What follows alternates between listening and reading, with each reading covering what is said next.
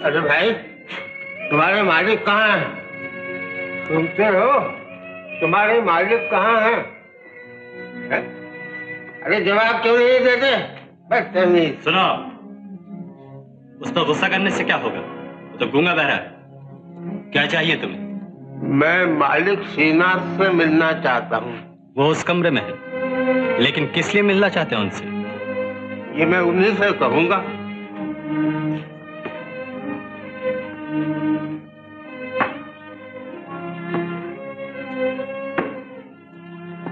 ₹10,000 का गोलमाल।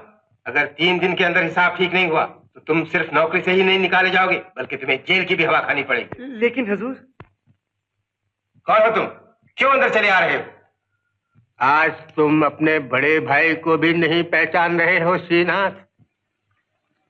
दीनानाथ भाई, तुम तो ऐसे चौंक पड़े जैसे किसी भूत को देख लिया हो। मैंने तो सुना था कि मैं मर चुका। सुनने और देखने में सिर्फ 4 उंगल का फर्क होता है। जो कान से सुना जाए वो झूठ, और जो आंख से देखा जाए वो सच। तुम यहां खड़े खड़े क्या कर रहे हो? जाते क्यों नहीं? ये तुम्हें कब से? यही कोई 2 साल से ये हाल है। ओ, मगर तुम्हारे यहाँ आने का मकसद? छोटे भाई के पास बड़े भाई के आने में कोई मकसद हो ये तो जरूरी नहीं। मैं नहीं समझता कि तुम बिला वजह यहाँ आए हो। पैसे की जरूरत ही तुम यहाँ खींच कर लाई। उस दिन तो पिताजी से झगड़कर घर छोड़ के चले गए थे। जमींदार बुरे लोग होते हैं, गरीबों का खून चूसते हैं। ऐसे बेरहम के घर में रहना भी पाप है। क्यों? अब इस घर में लौटना पाप नहीं? मजदूरी पाप पुण्य भुला देती है शीना। आदमी जब दुनिया में कहीं ठिकाना नहीं पाता तो वो अपने ही घर में पनाह लेता है। अपना घर? दीनानाथ भाई, तुम ये भूलने की कोशिश न करो कि इस घर पे तुम्हारा कोई हक नहीं। पीतांबर को भी पिताजी बेदखल कर गए हैं क्योंकि उसने उनकी मर्जी के खिलाफ एक छोटे घराने में शादी की थी। अब ये घर सिर्फ मेरा है, ये जायदाद मेरी है। पिताजी सब कुछ मेरे नाम वसीयत कर गए हैं। मगर मैंने तो सुना था कि आखिरी वक्त भूल सुधारने के लिए पिताजी ने एक नया वसीयतनामा तैयार करवाया था। नया वसीयतनामा? हाँ, जिसमें उन्होंने तुम्हें नहीं बल्कि मुझे और पीतांबर को जायदाद में बराबर का हिस्सेदार ठहराया था। ओह, तो गोया तुम अपना हक हासिल करने आए हो। कहाँ है वो वसीयतनामा? किसने देखा है उसे? कौन गवाह है उसमें? ये सब मुझे नहीं मालूम। तो यही खोखली धमकी देते हो? हक दिखाना है तो जाओ। कैसे क्या खुली है?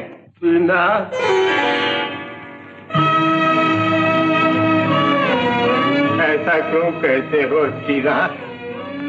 मैं तो एक पका फल हूं जो न जाने कब गिर पड़े। बूढ़ा, अपाहिज, अब तो बस इतना है कि जब तक जीता रहूं 2 रोटियां मिलती जाए। इतनी बड़ी हवेली के किसी एक कोने में मैं भी पड़ा रहूं तो तुम्हारा कुछ बिगड़ेगा नहीं। अब आए हो रास्ते पर, लेकिन तुम जैसे खतरनाक आदमी को सहारा देना आस्तीन में सांप पालने से कम नहीं है। ये क्या कर रहे हो सीना? याद नहीं, बचपन में एक जैसी शक्ल होने का फायदा उठाकर तुमने मुझे काफी जलील करवाया था। अब उन पुरानी बातों का जिक्र क्यों छेड़ते हो? लेकिन अगर जायदाद के लालच ने तुम्हें ज्यादा अक्लमंद बना दिया तो? नहीं नहीं सीना, मुझे जायदाद में न पहले ही कोई दिलचस्पी थी और न अब। अच्छा, तो तुम यहां रह सकते हो, लेकिन याद रहे इससे पहले कि सांप डसे उसका उठा हुआ सर कुचलना मेरा उसूल है। Manager, manager, manager. जी हुजूर। देखो, भाई साहब अब यही ठहरेंगे। ऊपर मेरे बगल वाले कमरे में उनके रहने का इंतजाम करना।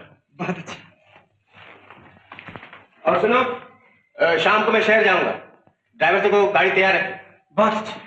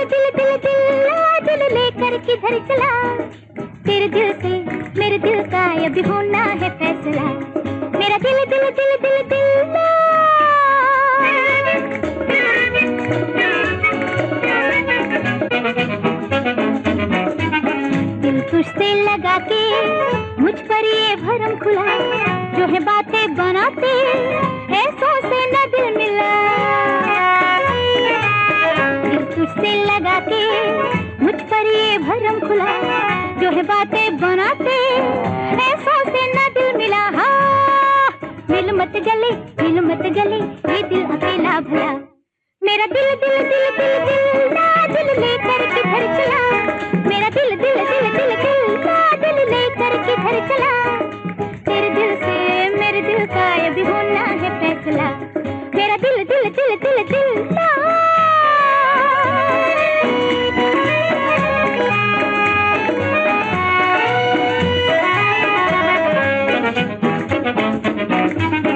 अरे भरना तू आहे नहीं होता असर जरा, समझू ये निगाहें और ये झूठी कसम न खा,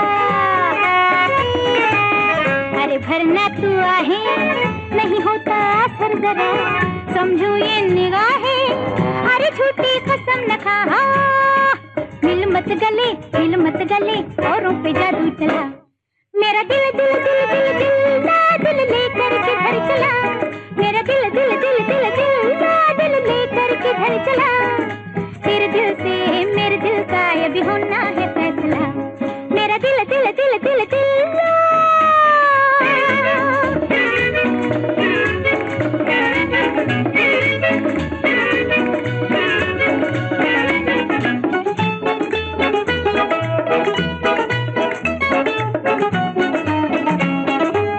फिर जाए मचलना दिल आखिर है दिल मेरा, फिर जाए बदलना दिल आखिर है दिल तेरा, फिर जाए मचलना दिल आखिर है दिल मेरा, फिर जाए बदलना दिल आखिर है दिल तेरा, मिल मत गले रस्ते को अपना जला, मेरा दिल दिल दिल दिल दिल ना दिल लेकर किधर चला, मेरा दिल दिल दिल दिल दिल ना दिल लेकर किधर चला, तेरे दिल से मेरे दिल का ये भी होना है फैसला, मेरा दिल दिल दिल दिल दिल ना।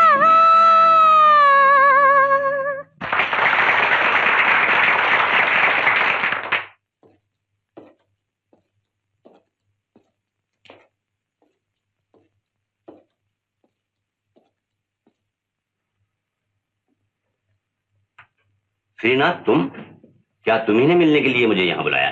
जी। मगर ऐसी क्या बात थी जो घर पर ना आकर लिली के जरिए इस तरीके से तुमने ऐसा काम वैसा तरीका राय बहादुर साहब, मुझे वो वसीयतनामा चाहिए जो पिताजी मरते वक्त आपको सौंप गए थे। यकायक आज उस वसीयतनामे की ऐसी क्या जरूरत आ पड़ी?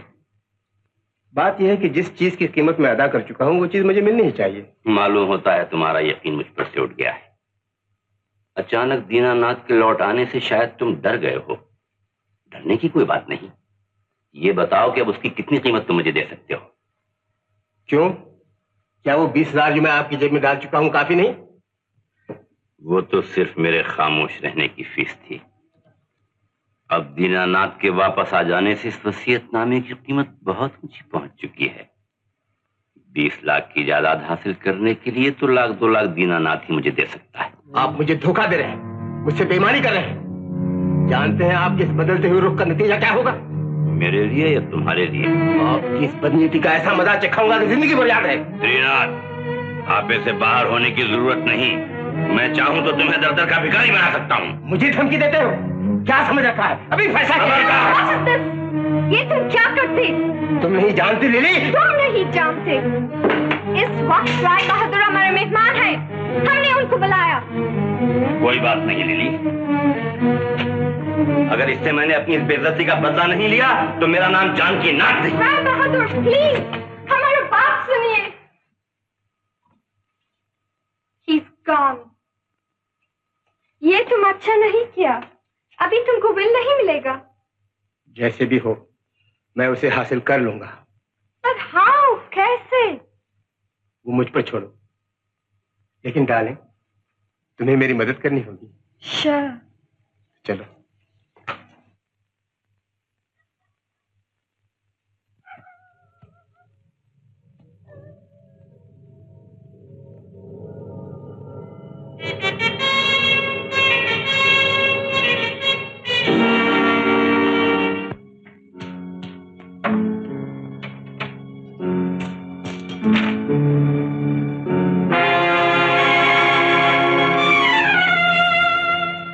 सच मानो बहुत हो गई है, अब तो इतना होश है कि मैं बेहोश हूँ। ऐसा?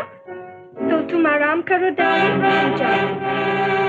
अभी आई, अभी बैठी, अभी दामन संवारा, क्या जल्दी है जाने की? आज जाती, कल फिर आऊंगी। जरूर आओगी।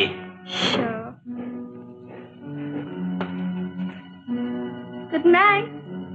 हम जाते, दरवाजा बंद कर लो। सुनो दो।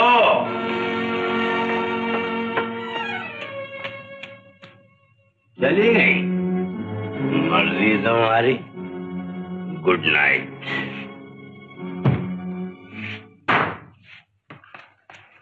बहुत देर कर दी। काम देर का था, इसी वास्ते देर हुआ। ये सेफ का चाबी, पीछे का दरवाजा खुला है। और वो, उसका क्या हाल है? तभी मदहोश था, अभी बेहोश होगा। फिर भी तुम होशियार रहना, be careful. I know. Good luck.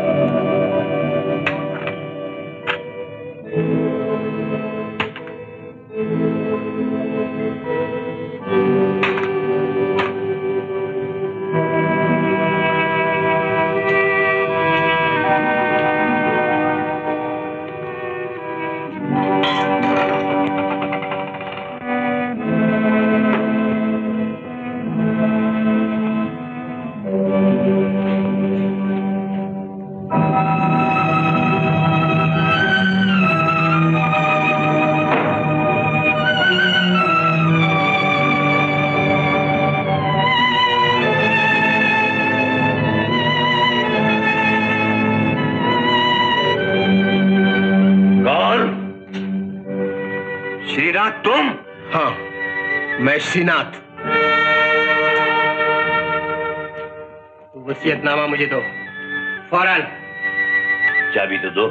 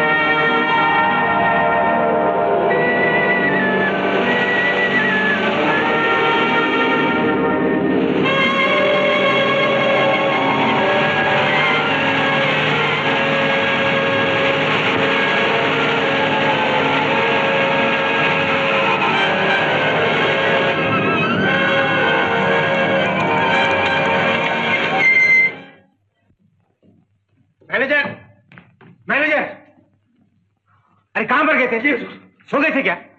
जी हुजूर, रात काफी बीत चुकी है। क्या बजा है?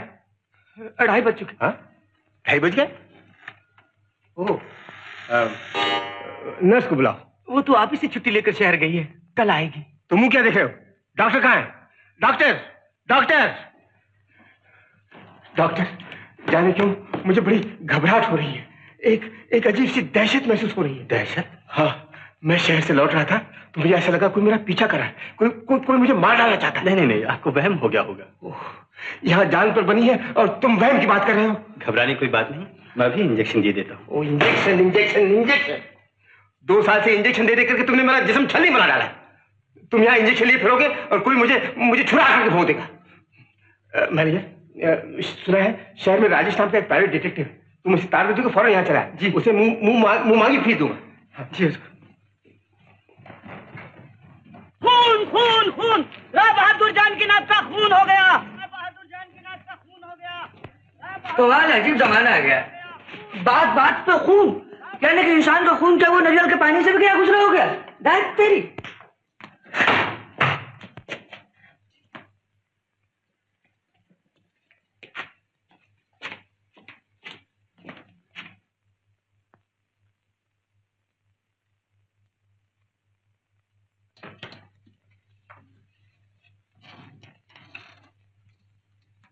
आप जो कोई भी हो, माफ किया मैडम, अंदर आ जाइए।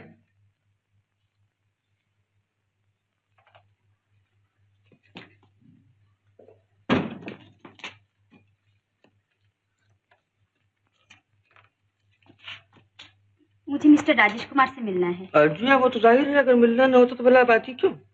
जी मिस्टर राजेश कुमार, क्या आप? जी, आपको बहस से क्या मतलब, आप काम बताइए ना। चोरी हुई है, डाका पड़ा है, खून हुआ है। खून?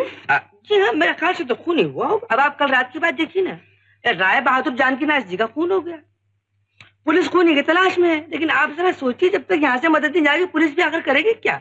जी हाँ, तो आपको अपने खूनी का कुछ नाम काम पता ठिकाना मालूम है? मेरा खूनी? जी हाँ, आपका। बोलिए बोलिए। तो मैं गलत जगह पर आ गई? जी नहीं, जगह तो सही है।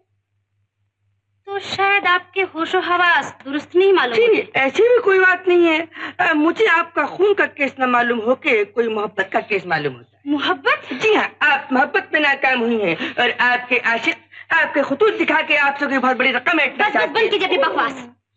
बड़े जासूस बनते हैं, अखबार में इश्तेहार छपवा दिया और ऑफिस लेकर बैठ गए।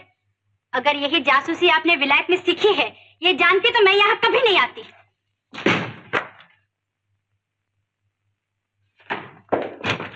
Good morning sir. सर, ये आपसे मिलने आई हैं। कहिए, कैसे तकलीफ की? आपकी तारीफ? जी, आप मेरे सर यानी कि बॉस। अब मैं इनका नौकर हूँ, खादिम, गुलाम, मुझसे बगु सर्वेंट हूँ, यानी कि असिस्टेंट हूँ। मगर तुम तभी भी कह रहे थे कि तुम ही। जी, वो दरअसल आपने पहचानने में गलती की मैडम। इन्होंने भूल की, ये तुमने बताया नहीं। Yes sir. बेवकूफ कहीं का। Get out. माफ किया, यानी माफ कर दीजिए मैडम। मुझे बलराम के सलूक के लिए अफसोस है। कोई बात नहीं राजेश बाबू, मुझे आपसे बहुत जरूरी काम है। तशरीफ रखिए। Excuse me. हेलो। हाँ, मैं राजेश बोल रहा हूं। कहिए इंस्पेक्टर साहब। फिंगरप्रिंट की रिपोर्ट? लेकिन किसकी? हाँ ठीक है, आप फाइल फौरन सुपरिंटेंडेंट के साथ भेज दीजिए, मैं आधे घंटे में पहुंचता हूं। ठीक है ना? Thank you.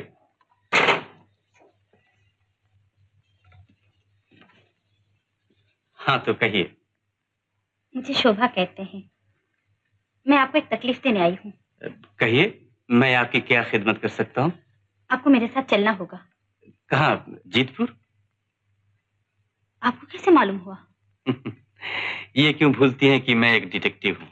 जी, हमारे सर सिर्फ डिटेक्टिव नहीं है, अंतर्यामी है, अंतर्यामी। जी हाँ, अगर आप इन्हें कुछ ना भी बताएं तो ये आपकी अगली पिछली नई पुरानी सब जान लेंगे और आपको बता देंगे। जी हाँ। इडियट। Yes sir. हाँ, तो जीतपुर में क्या काम है आपका? मैं वहीं चल के बताऊंगी। जी नहीं, आपको यही बताना होगा, वरना मैं कैसे जानूंगा कि मैं ये काम कर सकता हूँ या नहीं। आप जरूर कर सकते हैं। देखिए, मेरे काम का एक उसूल है, एक तरीका है। अगर आप बताना नहीं चाहती हैं तो मेरे लिए बहुत मुश्किल होगा। सुनिए सुनिए, मैं बताती हूँ। बात यह है कि मैं एक चीज हासिल करना चाहती हूँ। एक चीज हासिल करना चाहती हैं? यानी मुझे एक चीज हथियानी है। नहीं समझे आप? तो यूं समझ लीजिए कि मुझे एक चीज की चोरी करनी है। जी? जी हाँ। तब तो आप गलत आदमी के पास आ पहुंची हैं। गलत आदमी? तो क्या आप भी राजेश बाबू नहीं हैं? राजेश तो मैं ही हूँ, मगर मैं चोरी नहीं करता, चोर को पकड़ता हूँ। चोरी करवाने के लिए आपको चोर बदमाशों के अड्डे पर जाना चाहिए था। ये जासूस का दफ्तर है। घुमा फिरा कर बात क्यों कर रहे हैं? साफ कहिए ना, इस काम के लिए आपको ज्यादा फीस चाहिए। मैं उन लोगों में से नहीं हूँ जो हर काम पैसे के लिए करते हैं। खैर, आप मेरा वक्त जाया ना कीजिए, मुझे जरूरी काम करने हैं। मैं कहती हूँ एक बार फिर सोच लीजिए। मैंने सोच लिया है। अच्छी बात है। नमस्ते। नमस्ते। माफ किया बॉस, हो गया ना सुबह सुबह आपका भी मोर्चा? ये लड़की भी अजीब है, एक जासूस से चोरी करने में मदद मांगती है। कुछ भी कहिए बॉस, लेकिन केस था बड़ा दिलचस्प और साथ में खूबसूरत भी। अगर आप ले लेते तो बड़ा अच्छा होता, लेकिन आप तो।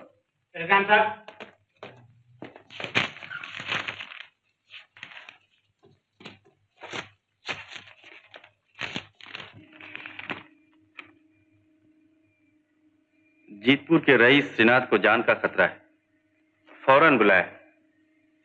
पर ताज्जुब है, वो लड़की भी जीतपुर से आई थी। चलना चाहिए। पर पुलिस का लोग बोला रास्ते का आदमी हमारे पास ड्रेस वाला कोई लड़की के साथ एक आदमी को उधर देखा था। लेकिन ड्रेस के जरा से हवाले पर पुलिस यहाँ तक आ पहुंची। छोड़ो इस बात को, हमारे पास से पुलिस को ऐसा बिल्कुल मालूम नहीं हुआ कि रात को उधर हम था और हमारे साथ तुम था। लेकिन शाम के पेपर में ये कैसे छप गया कि पुलिस को सुराग मिल गया और खूनी बहुत जल्द गिरफ्तार हो जाएगा? इसमें पुलिस का कोई चाल होगा, पर हमको लगता तुम जरूर अपना कोई निशानी उधर छोड़ा। एनीवे, जो कुछ हुआ बुरा हुआ, वेरी बैड। मैं जानती होती कि तुम खून करेगा तो मैं तुम्हारा मदद कभी नहीं करता। यकीन करो डार्लिंग, मैंने जानबूझ के खून नहीं किया। ऐसी कुछ घबराहट, परेशानी और डर की वजह से ऐसा हो गया कि। इस बात को नहीं बोलो, दीवार का भी कान होता। पर तुम एकदम होशियार रहना, कुछ दिन के वास्ते इधर हमसे मिलने को भी नहीं आना। ऑल राइट डार्लिंग, लेकिन तुम्हें पुलिस से जरा भी अंदेशा हो तो मुझे फौरन खबर कर देना। जरूर खबर दूंगी। Good night darling. Good night.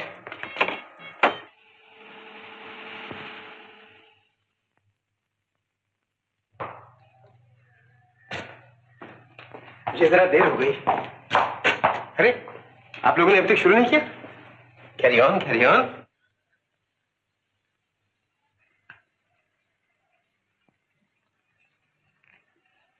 भाई साहब, आप भी अपना दाहिना हाथ बिल्कुल नहीं इस्तेमाल कर सकते? नहीं श्रीनाथ। डॉक्टर, तुमने इनकी जांच की है? हाँ, मर्ज बहुत पुराना है, लाइलाज नजर आता है। नॉनसेंस। डॉक्टर होकर तुम ऐसी नाउम्मीदी की बातें करते हो? अरे कुछ रिसर्च करो। मैंने तुम्हें लेबोरेटरी खुलवा दी है, इतना साजो सामान इकट्ठा कर दिया है, इसके बावजूद भी भाई साहब का इलाज न हो सका तो फायदा ही क्या? लेकिन मिस्टर श्रीनाथ, मर्ज जब हद से ज्यादा बढ़ जाता है तो दवा नाकाम हो जाती है। नहीं नहीं, ऐसा नहीं हो सकता। डॉक्टर, तुम लगकर इलाज शुरू कर दो, समझे? हुजूर, शहर से डिटेक्टिव राजेश नाथ जी तशरीफ लाए हैं। अच्छा ठीक है, बिठाओ उन्हें।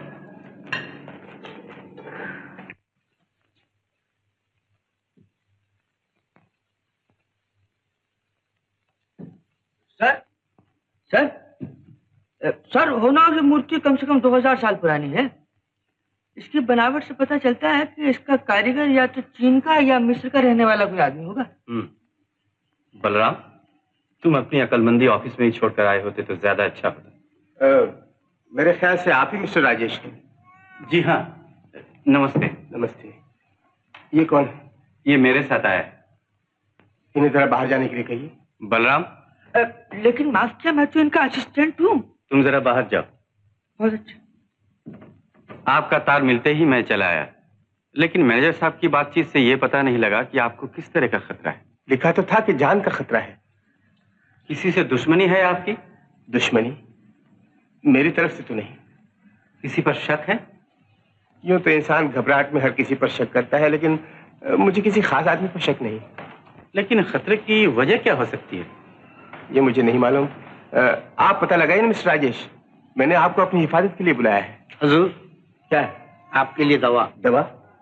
ओह, तुम जाओ।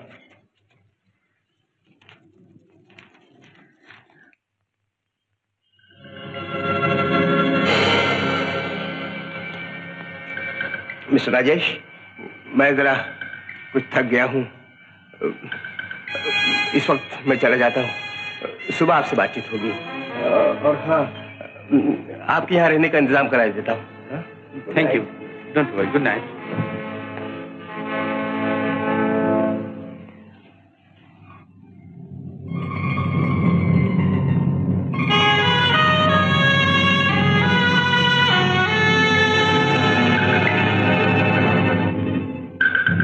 राजेश जी, आइए आपको कमरा दिखा दूं।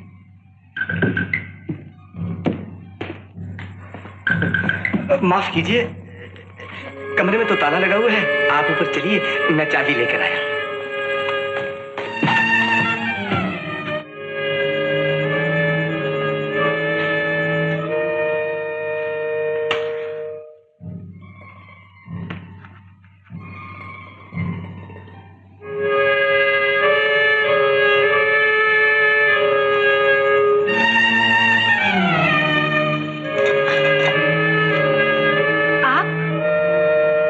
यही मैं भी आपसे पूछता हूँ। मैं तो यही काम करती हूँ। और मुझे यहाँ बुलाया गया है। किसने बुलाया है आपको? श्रीनाथ बाबू ने। क्यों? यहाँ के पानी में कुछ गड़बड़ मालूम होती है। श्रीनाथ बाबू को जान का खतरा है और आपको चोरी का शौक है। अच्छा, फिर मिलूंगी। माफ कीजिएगा मिस्टर राजेश, आपको इंतजार करना पड़ा। आइए तशरीफ लाइए।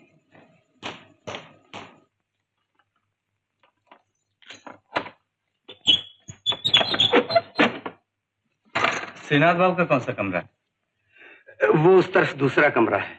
और नर्स? जी, मैं डिटेक्टिव हूँ, मुझे हर तरह की जानकारी रहनी चाहिए। जी क्यों नहीं, यही बगल वाले कमरे में रहती है। आप जाइए, आराम कीजिए। और हाँ, बलराम से कह दीजिएगा मैं इस कमरे में ठहरा हुआ हूँ। बहुत अच्छा।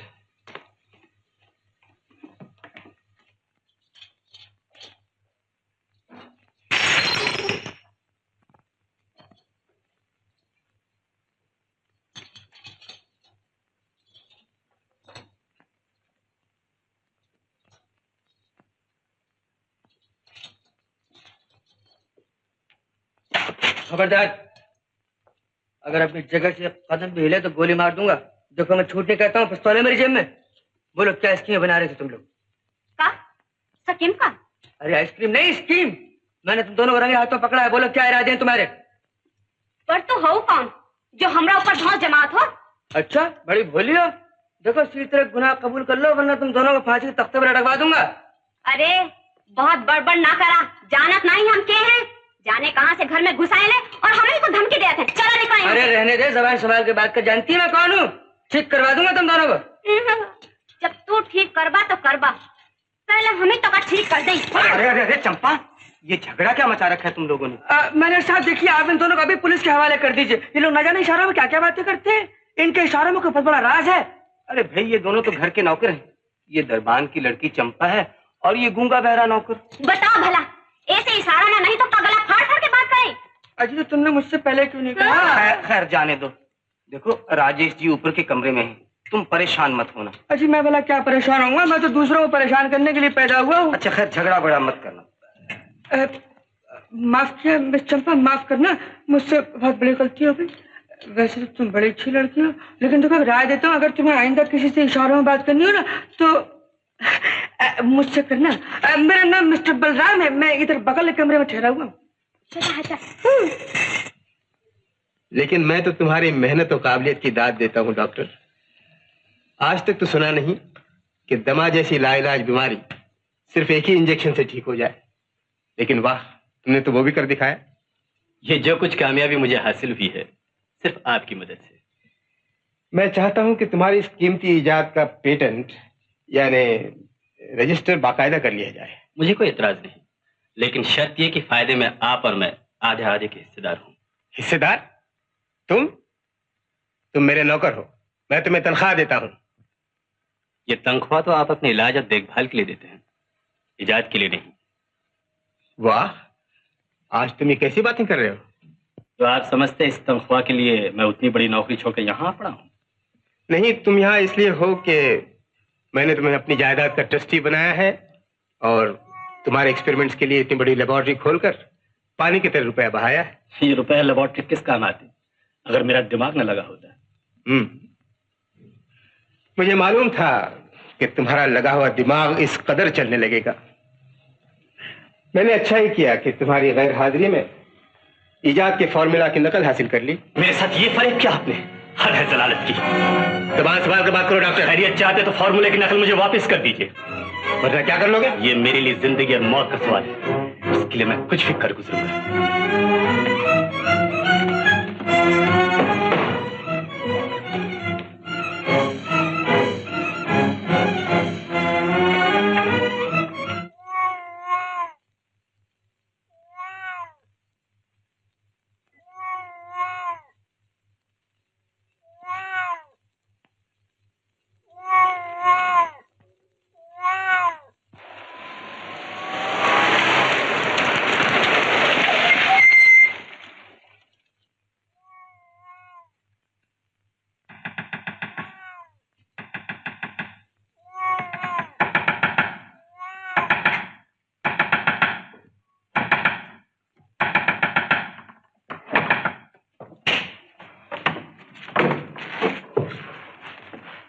मिस्टर श्रीनाथ कहाँ है?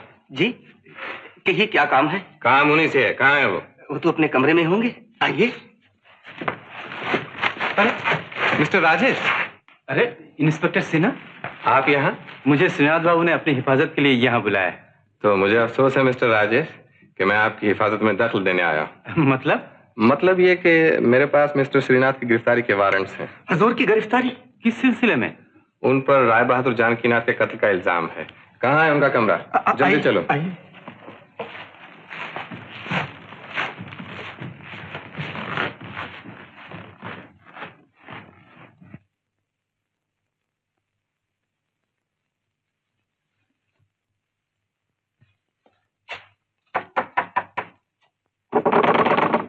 मिस्टर श्रीनाथ, दरवाजा खोलिए। देखो, तुम दो आदमी फौरन जाओ और कमरे के पीछे नजर रखो। मिस्टर श्रीनाथ, दरवाजा खोल दीजिए। अरे भाई, ये क्या गड़बड़ है? ये पुलिस क्यों आई है? मिस्टर श्रीनाथ, मैं कहता हूं दरवाजा खोल दीजिए। कोई जवाब नहीं मिलता। मेरा ख्याल है दरवाजा तोड़ देना चाहिए। जैसे आपकी मर्जी। देखो, जरा ठहरिए, इसकी दूसरी चाबी मेरे पास है। नहीं,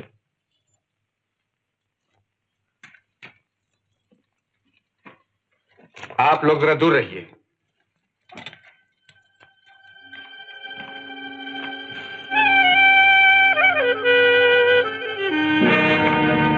मिस्टर श्रीनाथ, खबरदार मुकाबला करने की कोशिश न करना। सीधी तरह से अपने आप को कानून के हवाले कर दो।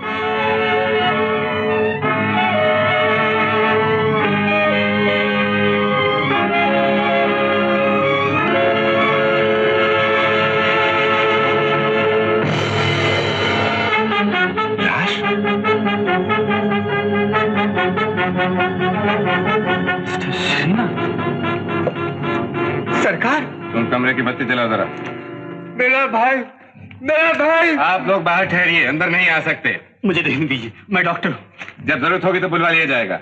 सिपाही, कोई अंदर न आने पाए। बहुत अच्छा। तुम बाहर जाओ, बाहर जाओ तुम भी।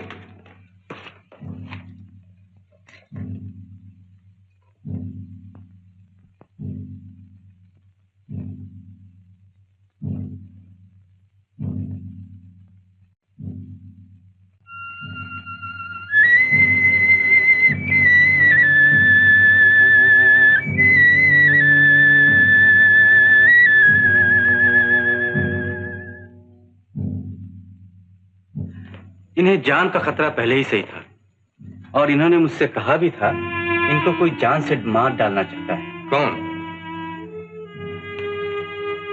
जो मुख्तसिर बातचीत हुई उससे ये पता लगा कि इनको न किसी से दुश्मनी थी न किसी पर शक था। मगर अफसोस इतनी जल्दी में सब कुछ हो जाएगा ये मुझे कतई अंदाजा नहीं था। मुझे तो हैरानगी इस बात की है कि कातिल आया किधर से, गया किधर से। खैर जो भी हो, मैं मुजरिम को कानून के हवाले किए बिना चैन से नहीं बैठूंगा।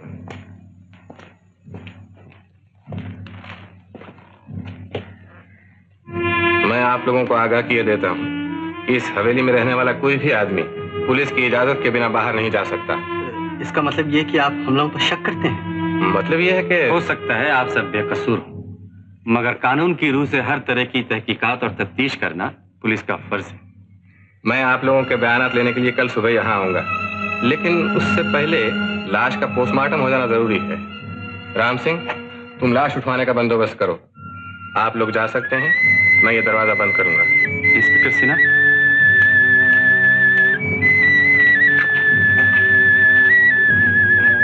दरवाजा में ताला मत लगाइए। क्यों? हो सकता है कातिल अपना कोई निशान छोड़ गया हो और उसे मिटाने के लिए फिर यहाँ आए। Well, not a bad idea. ठीक है मिस्टर राजेश, चलिए।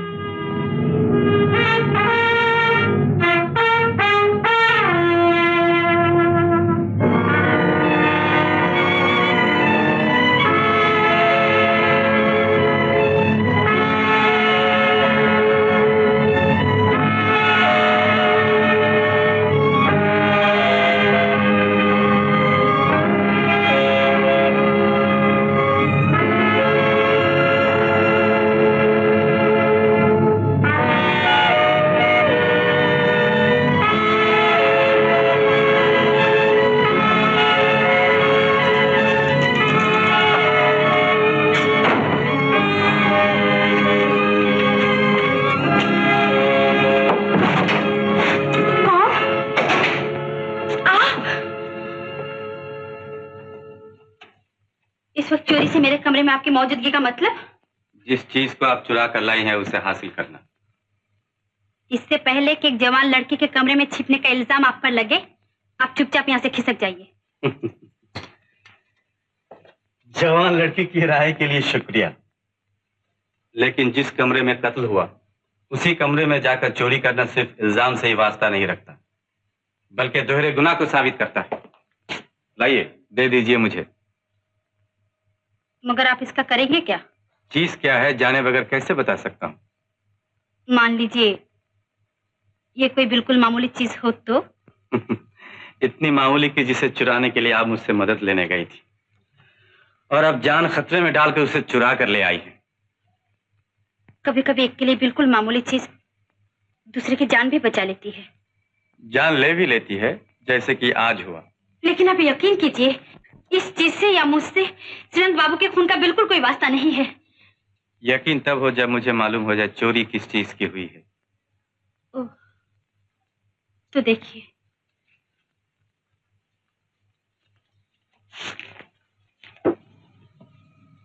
वसीयतनामा। जोगेश्वर प्रसाद श्रीनाथ बाबू के पिता थे। ओह, यानी इस खानदान को आप बहुत नजदीक से जानती हैं।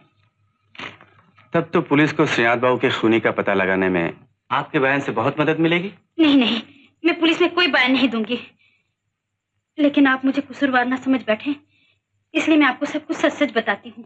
शुक्रिया, फरमाइए।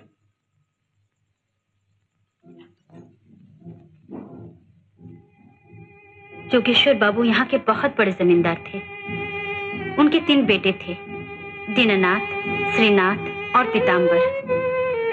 दीनानाथ आदर्शवादी थे और इसीलिए जमींदारी के जुल्मों के विरोधी थे। उधर पीताम्बर ने अपनी पसंद की शादी की थी। इन्हीं बातों को लेकर श्रीनाथ ने जोगेश्वर बाबू को इतना बरगलाया कि उन्होंने दोनों को घर से निकाल दिया और तमाम जायदाद श्रीनाथ के नाम वसीयत कर दी। इस बीच यहाँ आने से पहले दीनानाथ पर क्या गुजरी कोई नहीं जानता, लेकिन पीताम्बर अपनी पत्नी और एक छोटी सी बच्ची को छोड़कर न जाने कहां चले गए कि उनका आज तक कोई पता नहीं चला। दुख और तकलीफ से परेशान होकर उनकी पत्नी जोगेश्वर बाबू से सहायता मांगने आई, मगर श्रीनाथ ने उन्हें उनसे मिलने भी नहीं दिया। और कुछ दिनों के बाद वो बेचारी इस दुनिया से चल बसी। जोगेश्वर बाबू तो बीमार रहते ही थे। जब उन्हें सब कुछ पता चला तो उन्होंने मरने से पहले एक नया वसीयतनामा बनवाया, जिसमें दीनानाथ और पीताम्बर के नाम सब कुछ लिखकर श्रीनाथ को जायदाद से बेदखल कर दिया। कैसे संयोग की बात है कि आपको वही नौकरी मिली जहां से इस वसीयतनामा को गायब करना था। आप सही बताएं तो आपसे एक सवाल पूछूं। पूछिए। पीताम्बर बाबू की लड़की कहाँ है? जी। कौन?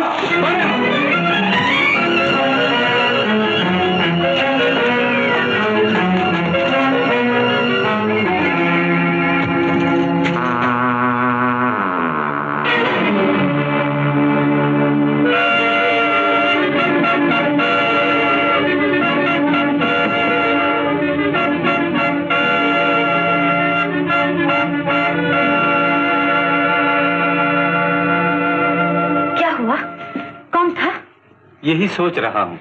अगर कोई था तो इस तरह गायब कहाँ हो गया? जरूर कोई था। मैंने उसके पीछा भी किया, लेकिन यहाँ पहुँचते ही देखा गायब है। ताज्जुब है। मैं इसी वक्त इस मकान के हर आदमी से मिलना चाहता हूँ। चलिए मैं रास्ता दिखाती हूँ, आइए। ये है दीनानाथ जी का कमरा। दीनानाथ जी, दीनानाथ जी। मकान में क्या क्या हो रहा है और ये इतनी गहरी नींद सोए हुए हैं। दीनानाथ जी। कौन है भाई? मैं हूँ राजेश, दरवाजा खोलिए।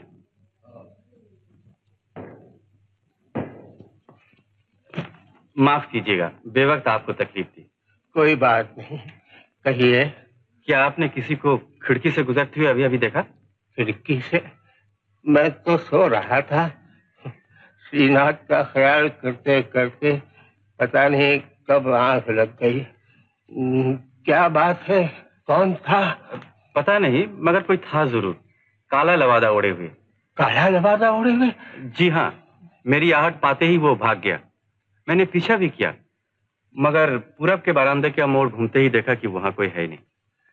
हे भगवान, चलता फिरता आदमी एकदम हवा हो गया। ये तो बड़ी खतरनाक बात है। अब क्या होगा? घबराइए नहीं, मैं सिर्फ आपको होशियार करने आया। लेकिन होशियार किससे रहा जाए? आप बेफिक्र रहिए, जो होगा देखा जाएगा। मैं पता लगाता हूँ। जरूर लगाइए।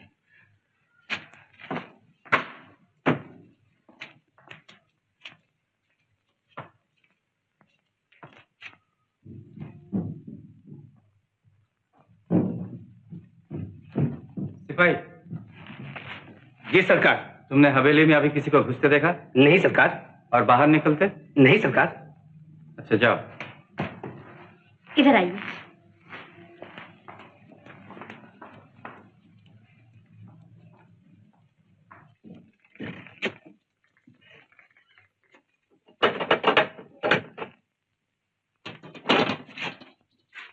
अभी तक जाग रहे हैं?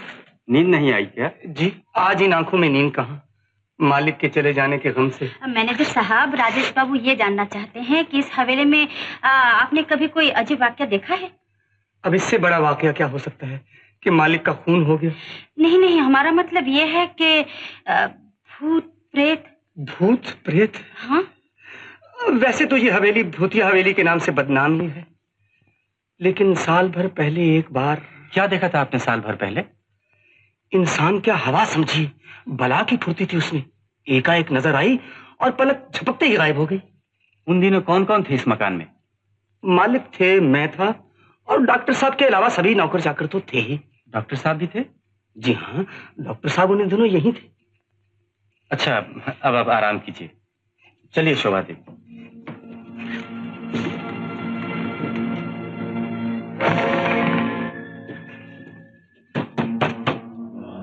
मैं राजेश हूं, जरा दरवाजा खोलिए।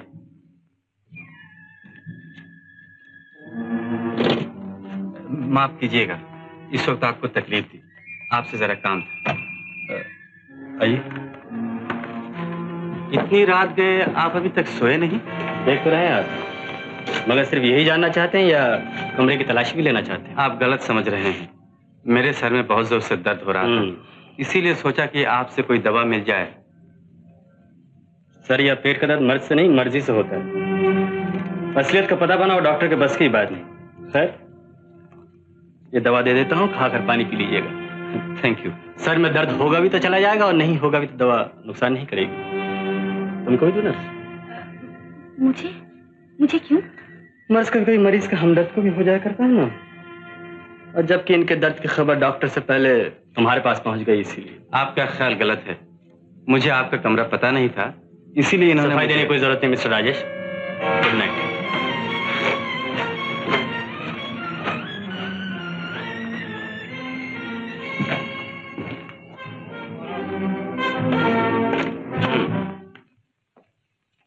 तो तुमने ना किसी को देखा ना किसी की आवाज सुनी? जी सरकार, मैं तो सो रहा था, इसलिए। अजीब लोग हैं सब इस घर में। मालिक का खून हो गया और सब आराम फरमा रहे हैं। माफ किया, आराम तो हराम हो गया है सर। बगल में पड़े इस गूंगे बहरे की नाक रात भर हवाई जहाज चलाती है। हाँ साहब, रात को सोते वक्त ये गूंगा हमेशा जोर जोर से खुर्राटे भरता है। अब कुछ समझिए आप, ये गाली दे रहा है। गाली दे रहा है? आपको नहीं, मुझे। तुम समझ लेते हो इसकी बोली? कोशिश कर रहा हूँ। बेवकूफ कहीं का। अबे तू क्या समझेगा, सो जा चुपचाप। तुम भी सो जाओ बड़ाऊ। और तुम? अरे मुझे एक कुंभकर्ण का नाती सोने दे तो ना। एक एक करके सबको देखा, पर शक की गुंजाइश तो कहीं नजर नहीं आई। मुझे आई। कहाँ? हर जगह। मतलब? आपको क्यों इतनी फिक्र पड़ी है जानने की? फिक्र तो ऐसी कुछ खास नहीं, लेकिन मैं। तो सुबह मालूम हो जाएगा जब पुलिस आप सबके बयान लेने आएगी। मगर मुझसे आप इस तरह की बात क्यों कर रहे हैं? इसलिए कि रात काफी हो चुकी है, अब आप आराम कीजिए, मैं चलता हूँ। हाँ, अगर आपको रात में अकेले डर लगता हो तो कहिए तो मैं रुक जाऊं, दरवाजे पर पहरा भी दे सकता हूँ। ऐसी बुज़दिल होती तो इस भेद भरी जगह में मेरे लिए एक मिनट ठहरना भी मुश्किल हो जाता। मेरा भी यही ख्याल है। आप में जरूरत से ज्यादा हिम्मत है। मुझे मेरी चीज वापस कर दीजिए। कौन सी? ये चोरी की चीज?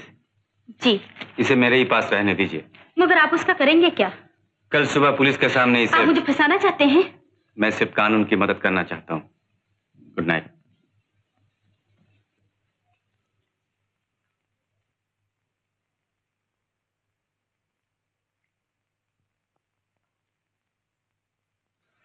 आप बता सकते हैं कि मिस्टर श्रीनाथ की किसी से दुश्मनी थी या नहीं? दुश्मनी तो किसी से नहीं थी, लेकिन क्या? वैसे कोई खास बात नहीं। जिस वक्त मैं यहाँ आया उस वक्त श्रीनाथ अपने मैनेजर को धमकी दे रहा था कि अगर हिसाब की गड़बड़ ठीक न हुई तो उसे जेल की हवा खानी पड़ेगी। कल रात जिस वक्त मैं यहाँ आया तो मिस्टर श्रीनाथ के कमरे की चाबी आपके पास कैसे थी? जी, मालिक कभी देर वेर से आया करते थे, इसलिए एक चाबी खुद उन्होंने मुझे दे रखी थी। अच्छा, आपने मिस्टर श्रीनाथ को आखिरी दफा जिंदा कब और किस हालत में देखा? खून की रात को करीब 11 बजे झगड़े की सी आवाज सुनकर मैं ऊपर भागा गया तो देखा डॉक्टर साहब गुस्से में मालिक के कमरे से बाहर निकल रहे थे। तो इसी वजह से आप दोनों में झगड़ा हुआ था? जी हाँ। जिसने आपको यहाँ बुलाया था वो तो रहा नहीं, अब आप कहाँ जाएंगे? जाने का सवाल ही नहीं उठता, क्योंकि श्रीनाथ ने मुझे अपनी तमाम जायदाद का ट्रस्टी बनाया था। वो ट्रस्टीशिप के कागजात कहाँ हैं? होंगे कहीं उन्हीं के कागजों में। आपके ख्याल में खूनी कौन हो सकता है? कानून में ख्याल नहीं, सबूत जरूरी होता है। लेकिन जिस दिन दीनानाथ जी आए थे तो उन दोनों भाइयों की कुछ बातें मैंने भी सुनी थी। उससे साफ जाहिर होता है कि उनमें आपस में बनती नहीं थी। आप यहाँ कितने अरसे से काम कर रही हैं? 1 महीने से ज्यादा हो गया। लेकिन मरहूम श्रीनाथ की तबीयत तो ठीक हो गई थी, इसके बावजूद भी आप यहाँ से गईं क्यों नहीं? इसलिए कि मुझे नौकरी से जवाब नहीं दिया गया। अच्छा, आप जा सकती। ठहरिए इंस्पेक्टर सिन्हा, अगर आप इजाजत दें तो 1-2 सवाल मैं भी पूछ लूं। पूछ लीजिए। शोभा देवी, श्रीनाथ बाबू का खून होने से पहले आप कहाँ थी? अपने कमरे में। और खून होने के बाद? जी हाँ, कहाँ थी आप खून होने के बाद? अपने कमरे में। अपने कमरे में ही थी। आप जा सकती हैं। इस केस के बारे में कल रात जितना अंधेरे में था मैं, उतना ही अब भी हूं। ये इस पर दोष डालना चाहता है, वो उस पर। हाँ, कल रात आपने काली छाया देखी थी ना, उसके बारे में कुछ पता चला? नहीं, अभी तक तो कुछ पता नहीं चला, लेकिन आज रात को मैं होशियार रहूंगा। खैर, मैं अपनी रिपोर्ट एसपी साहब के पास भेज देता हूँ। आप क्या शहर चलेंगे? हाँ, मुझे भी इस नर्स की आइडेंटिटी का पता करने शहर जाना पड़ेगा। आप चलिए, मैं आपसे थाने में मिलूंगा। ओके। मैं अंदर आ सकती हूँ? आइए।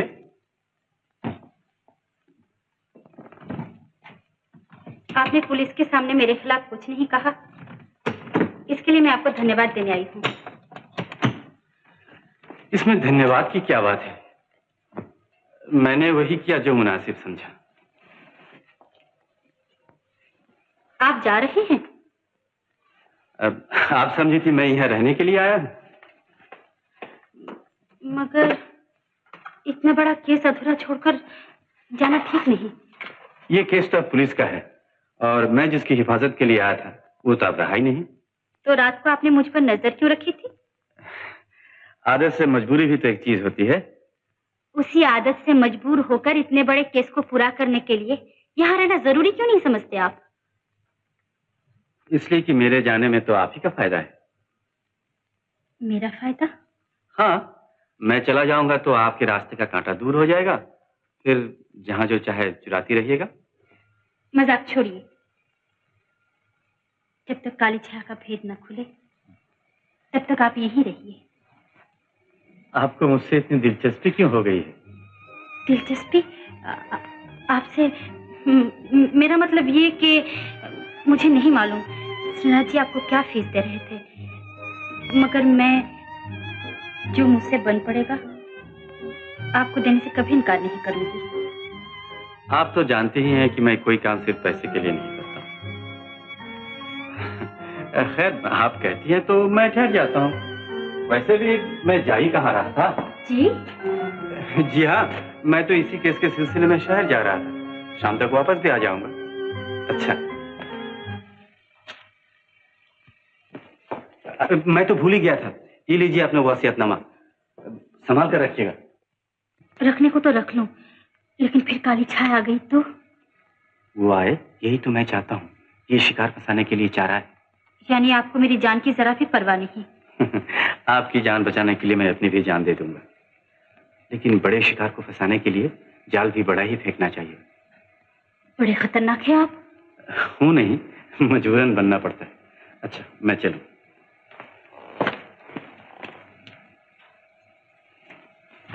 आपने मुझे याद किया सर? हाँ, देखो मैं बाहर जा रहा हूँ, रात तक वापस लौटूंगा। तुम इधर अच्छी तरह देखभाल करते रहना। जी माफ किया, मैं आपकी गैर हाजिरी में आपका काम इस तरह करूंगा कि आप ही देखते रह जाएंगे। बेवकूफ, हर तरफ निगाह रखना। जी वो तो मैं रखता हूँ।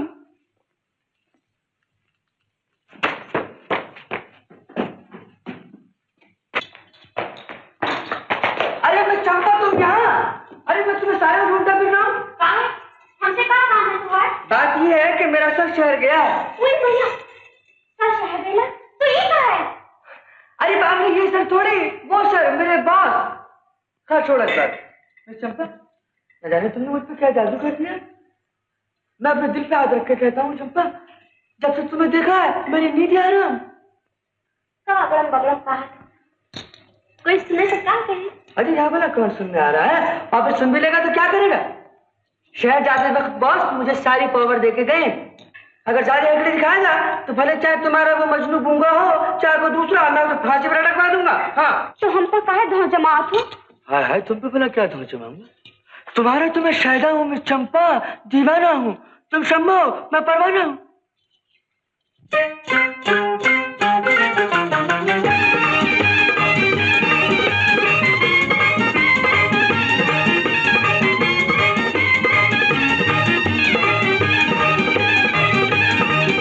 है प्यार के दो मत वाले, है प्यार के दो मत वाले, एक हम है और एक तुम, और तुम भी क्या। अब रह गए दो दिल वाले,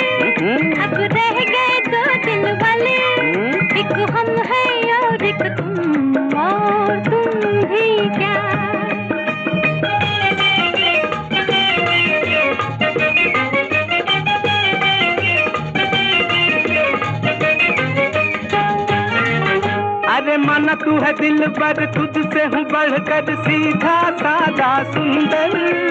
तेरी निगाहें तो ये बताए बड़ा खोट तेरे अंदर। अरे माना तू है दिल पर, तुझसे हूँ बढ़कर सीधा सादा सुंदर। तेरी निगाहें तो ये बताए बड़ा खोट तेरे अंदर। दिखने में तो भोले भाले, दिखने में तो भोले भाले, एक हम है और एक तुम। ओ तुम भी क्या, अब रह गए दो दिल वाले, अब रह गए दो दिल वाले, एक हम है और एक तुम। और तुम भी क्या।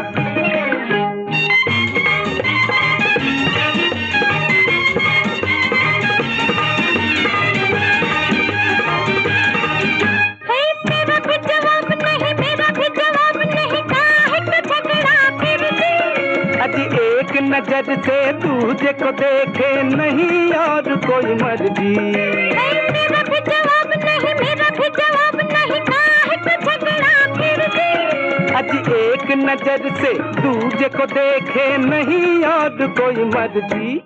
एक आंख से देखने वाले, एक आंख से देखने वाले, एक हम है और एक तुम। और तुम भी क्या, प्यार के दो मत वाले, हैं प्यार के दो मत वाले, एक हम है और एक तुम। और तुम भी क्या।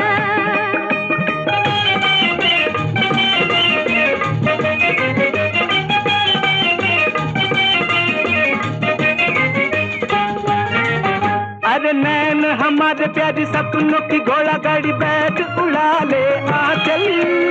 घोड़ा गाड़ी फूल मनाड़ी अभी टोल जरा पैदल। अरे नैन हमारे प्यारी सपनों की घोड़ा गाड़ी बैठ उड़ा ले आंचल। घोड़ा गाड़ी फूल मनाड़ी अभी टोल जरा पैदल। पैदल ही प्यार संभाले, पैदल ही प्यार संभाले, एक हम है और एक तुम। ओ तुम भी क्या, अब रह गए दो दिल वाले, अब रह गए दो दिल वाले, एक हम है और एक तुम। और तुम भी क्या, तुम भी क्या, तुम भी क्या, तुम भी क्या, तुम भी क्या। योगेश्वर बाबू के दूसरे वसीयतनामे की इस नकल को अगर आपने ढूंढ न निकाला होता मिस्टर राजेश, तो हमें यह पता लगाने में बहुत दिक्कत होती कि श्रीनाथ ने राय बहादुर का खून इस असली वसीयतनामे को हासिल करने ही के लिए किया है। अब इसमें कोई शक नहीं कि झूठे खतरे का बहाना करके पुलिस से बचने के लिए मुझे जीतपुर बुलाना उसकी एक भारी चाल थी। बिल्कुल ठीक। मगर हैरानगी इस बात की है कि वही झूठा खतरा उसके लिए सच्चा साबित हुआ और आपके पहुंचने से पहले ही उसका खून हो गया, और वो भी आपके उस हवेली में रहते हुए। यही तो ताज्जुब है।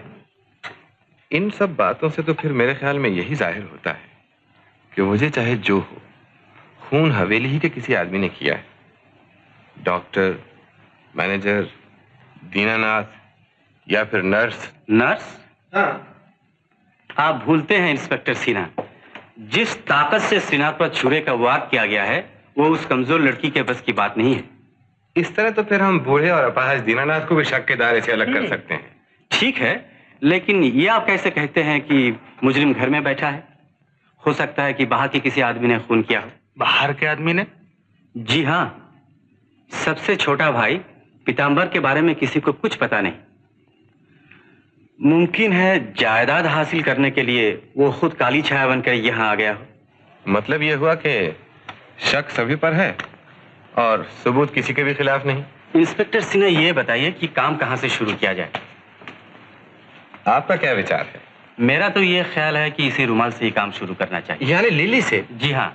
वो तो हर जानकारी से इनकार कर रही है। मगर उससे इकरार कराना ही होगा, क्योंकि उसके सिवा हमारे पास आगे बढ़ने के लिए और कोई दूसरा जरिया है ही नहीं। अगर ऐसा है तो उसे एकदम गिरफ्तार कर लेना चाहिए। जी नहीं, मेरे ख्याल से लिली के जरिए जब तक मैं किसी नतीजे पर ना पहुंचूं, तब तक आप लोग अपनी सरगर्मी जरा बंद रखें।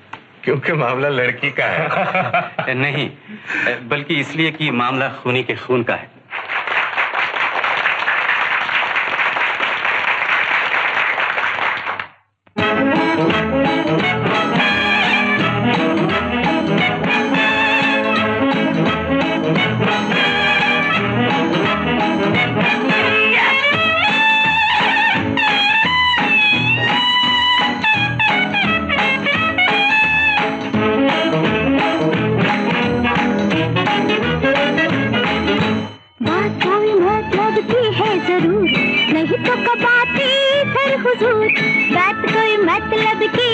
जरूर, नहीं तो कब आते दर हुजूर।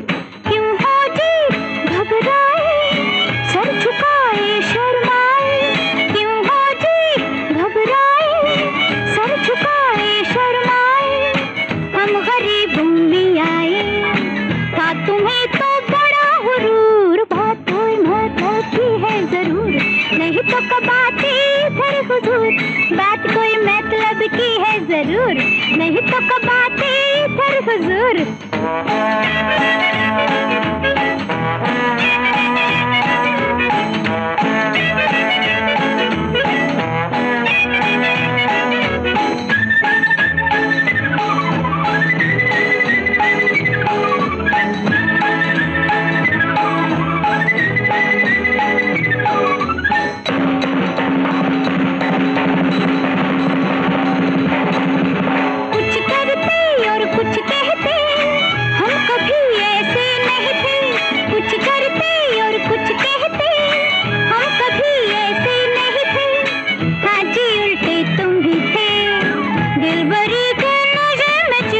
बात कोई मतलब की है जरूर, नहीं तो कब आते दर हुजूर। बात कोई मतलब की है जरूर, नहीं तो कब आते दर हुजूर।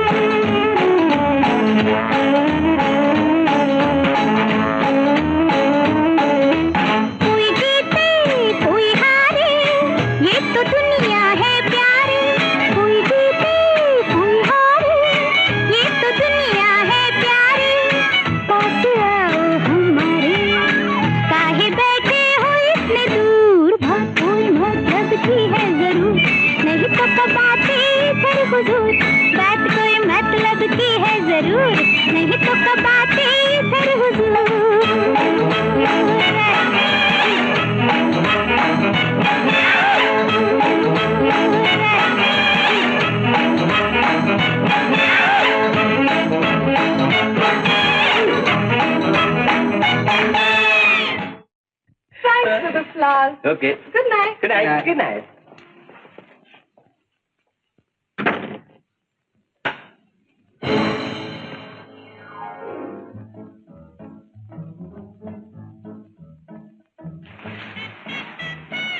कौन है आप? यहाँ कैसे आए?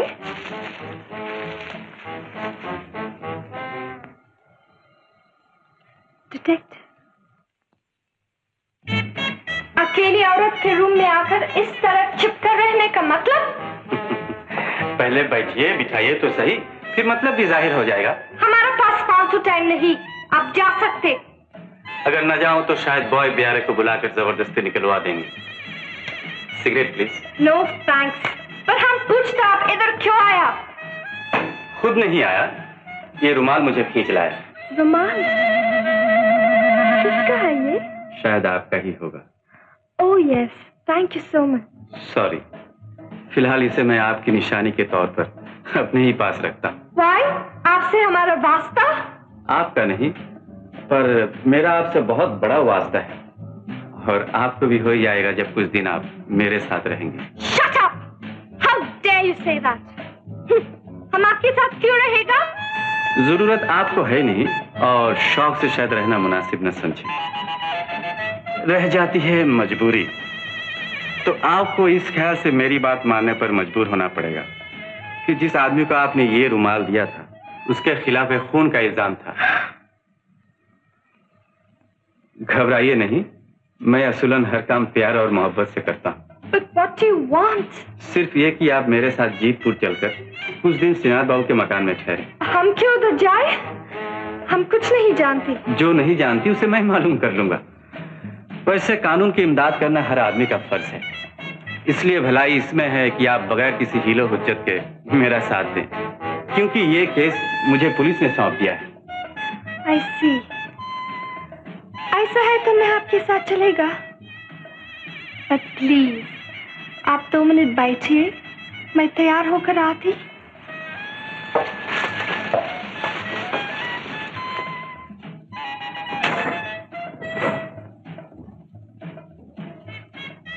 तब तक आप मैगजीन देखिए।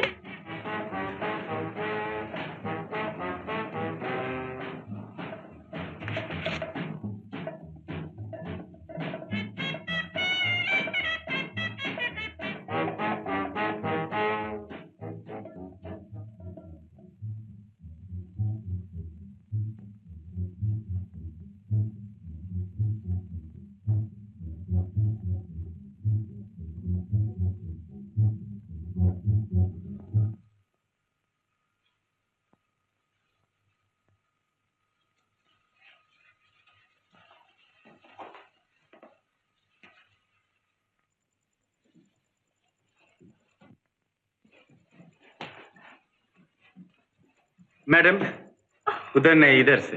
Yes yes. पर हम पूछता आप हमको क्यों उधर ले जाना चाहते? घबराइए नहीं, मैं सिर्फ यही मालूम करना चाहता हूँ कि आप जिस तरह श्रीनाथ बाबू को जानती थी, राय बहादुर को जानती थी, उसी तरह शायद उनके किसी दोस्त को जानती हो। हम किसी को भी नहीं जानते। कोई बात नहीं, वहां पहुंचने पर शायद और किसी को भी जान लें। चलिए।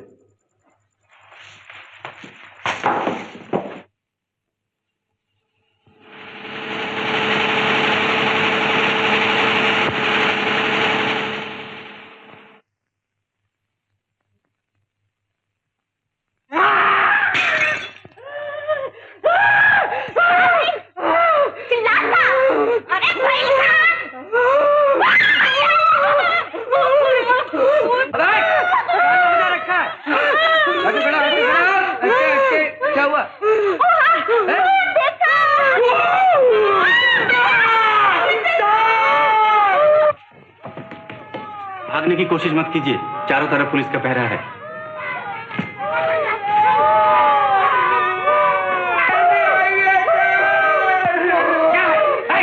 क्या है? शोर क्यों मचा रखा है?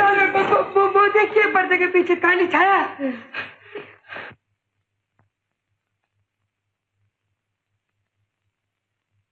स्टूपिड, इसीलिए इस घर को सर पे उठा रखा है? मुझे तो इसने डरा दिया था। नालायक। नालायक, गूंगा बहरा, बिना बात के डर गया। ओके, मैं समझ गई, ठीक है। क्या बातें हो रही थी चुपके चुपके? क्या आपका ऐसा भी ऑर्डर है कि हम सब लोग के साथ जोर से लाउड स्पीकर के माफक बात करें? नहीं, मेरा मतलब है। हम आपका मतलब सब समझते। शुक्र है, आप मेरा मतलब समझने लगी। ओह, शट अप। सुनिए, आपके इनका इतना मिलजुल कैसे? जी, मेरे साथ वो तो मालिक की शायद 2-4 मरतबा यहाँ आई है। ये क्या कह रही थी? कुछ नहीं। कुछ नहीं? बस यही पूछ रही थी कि डांस के रिकॉर्ड्स घर में हैं या नहीं। खैर, आप इनके रहने का बंदोबस्त कर दीजिए। बहुत अच्छा।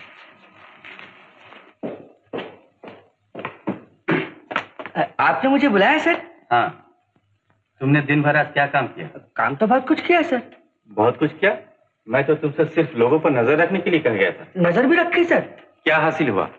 जी अभी तो कुछ हासिल नहीं हुआ है, लेकिन अगर आप और चंपा के बाप राजी हो जाए तो काम बन सकता है।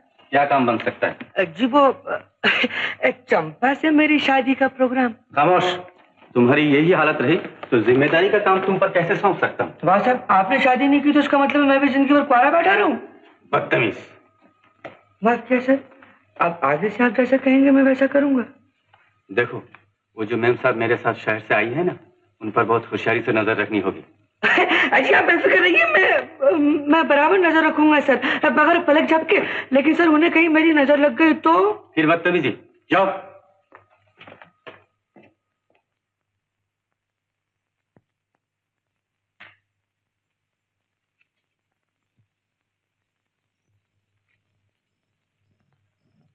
मैम साहब छज्जे पे आकर खड़ी हुई, हाथ में बाएं हाथ में किताब है और गई।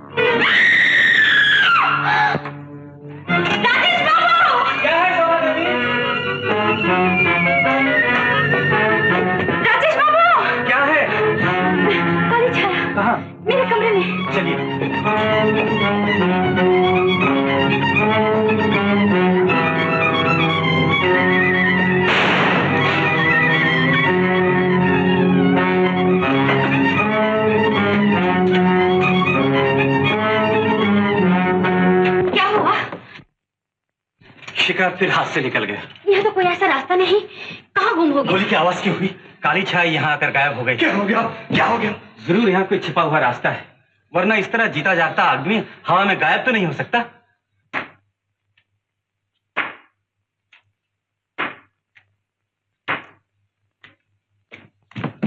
अच्छा दीनानाथ जी, क्या आप मकान के इस हिस्से में किसी खुफिया रास्ते के बारे में जानते हैं? मैं तो समझिए कि इस घर में एक परदेसी जैसा हूँ। मालिक ने हवेली में कई तरह की तब्दीलियां करवाई थी। तब तो आप जरूर जानते होंगे कि कहाँ कहाँ तब्दीली हुई है। लेकिन ये मेरे नौकरी पर आने से पहले की बात है। शायद डॉक्टर साहब को। मुझे कैसे मालूम? मैं यहाँ मकान की खोजबीन के लिए नहीं, डॉक्टरी रिसर्च के लिए लाया गया था।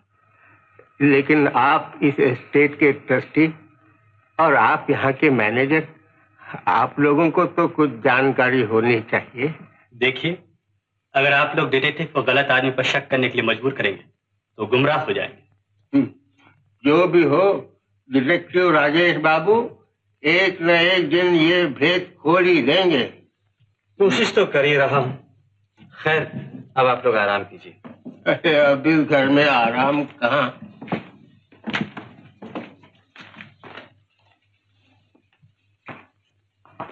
हैरानगी की बात है कि काली छाया आज दूसरी बार फिर एक ही जगह से लापता हो गई और मैं उसे पकड़ नहीं सका।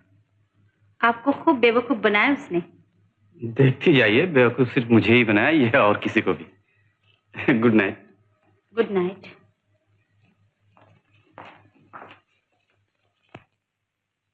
राजेश बाबू! राजेश बाबू! क्या हुआ शोभा देवी?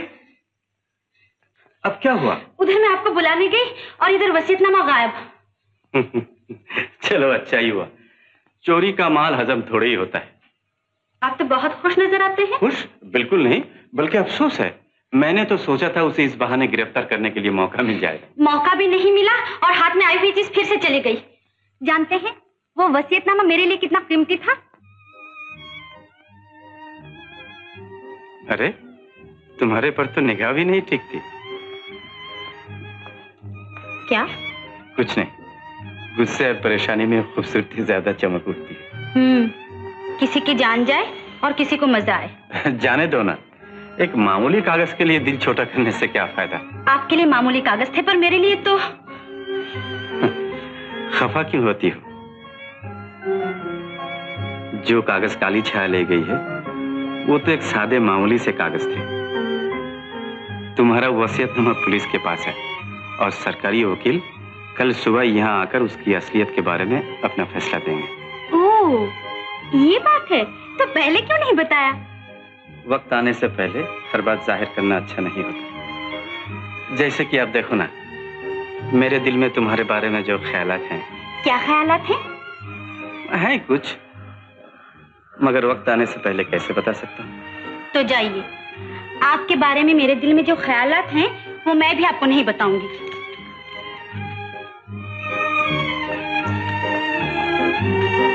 इतना तो मालूम हो गया कि मेरे बारे में तुम्हारे दिल में भी कुछ ख्यालात हैं। अब इतनी रात गए, फिर कहाँ जा रहे हैं? आराम नहीं करेंगे क्या? मैं आराम करूं तो तुम सब लोगों की देखभाल कौन करे? नीचे जा रहा हूं। मैं भी साथ चलूं? क्यों? अकेले डर लगेगा? चलो।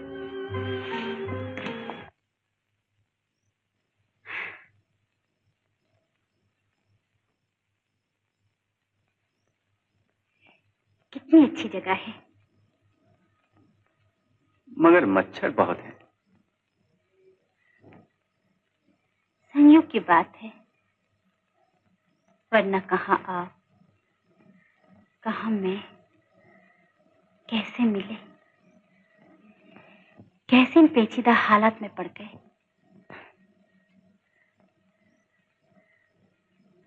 और अब क्या?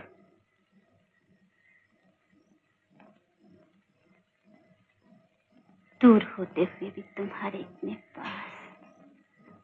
पास होते हुए भी दूर। ऐसा मत कहो।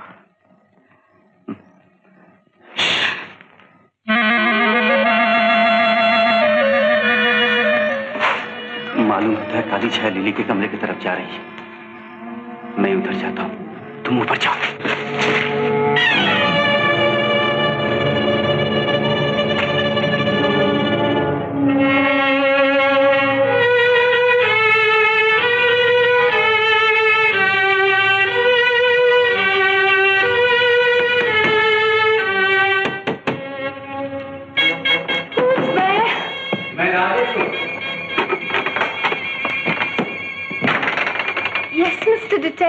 अभी अभी यहाँ कौन आया था? कोई नहीं। लेकिन काली छाया को मैंने इसी कमरे में आते हुए देखा है। काली छाया? Oh my God! सच सच बताइए, काली छाया कहाँ गई है? बिलीव मी, मैं बिल्कुल नहीं जानती। आप झूठ कह रही हैं।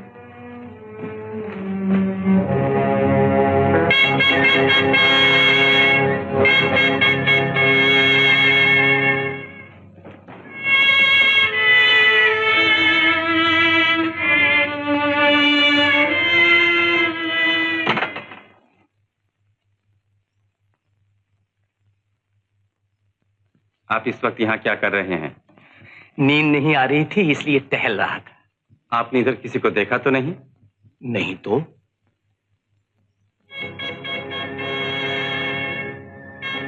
इतनी रात को डॉक्टर के कमरे में बत्ती क्यों जल रही है? वो कब क्या करते हैं किसी को कुछ पता नहीं।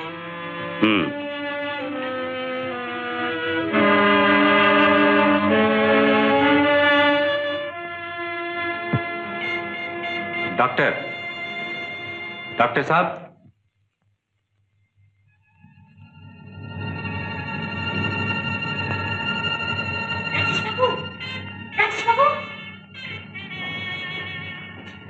क्या हुआ? काली छाया जल्दी आइए।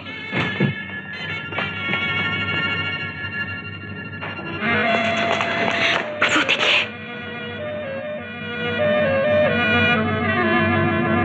शोभा, मैं इधर जाकर छिप जाता हूँ जहां से हर दफे काली छाया गायब हो जाती है। तुम हाल की तरफ जाकर मुझे जोर जोर से आवाज दो।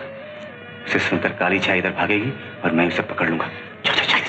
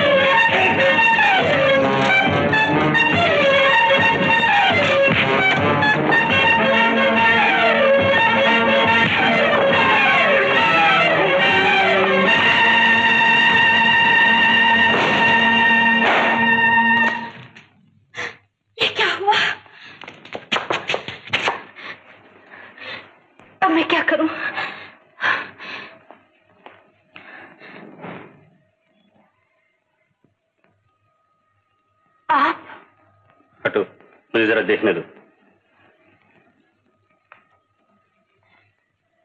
सर में चोट लगी इसलिए बेहोश हो गया। अरे सर के मुंह से तो खून निकल रहा है। फालतू बात मत करो, मैं जल्दी नीचे ले चलो। राजेश बाबू इंसान नहीं देवता है, वरना कौन दूसरे के लिए इस तरह अपनी जान खतरे में डालता है। बिल्कुल ठीक कह रहे हैं आप। अब आप लोग जा सकते हैं, इन्हें आराम करने दीजिए। भगवान करें ये जल्दी अच्छे हो जाए। चलो भाई।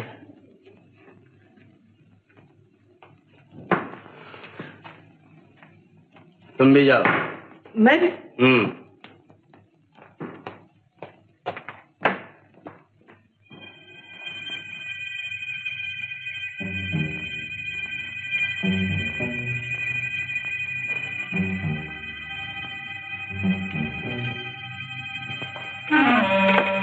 क्या आप इन्हें इंजेक्शन दे रहे हैं? देख तो रही है। मगर इसकी क्या जरूरत है? क्या जरूरत है क्या नहीं ये तुमसे ज्यादा मैं जानता हूँ। पर मैं इंजेक्शन लगाने नहीं दूंगी।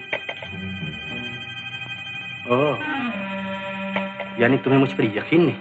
जी मैं तो। मुझे नहीं मालूम था कि इनकी देखभाल की जिम्मेदारी तुम पर है। खैर मैं जाता हूँ। अगर तुम्हारा यकीन मुझ पर वापस आ जाए और तुम्हारे मरीज को मेरी जरूरत महसूस हो तो बुलवा लेना।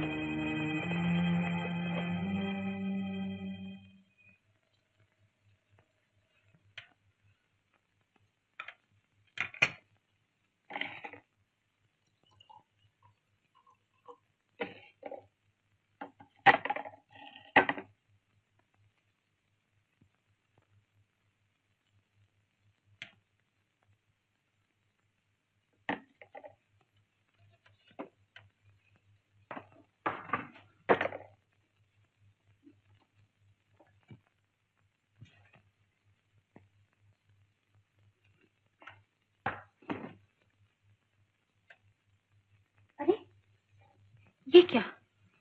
दूध कौन पी गया?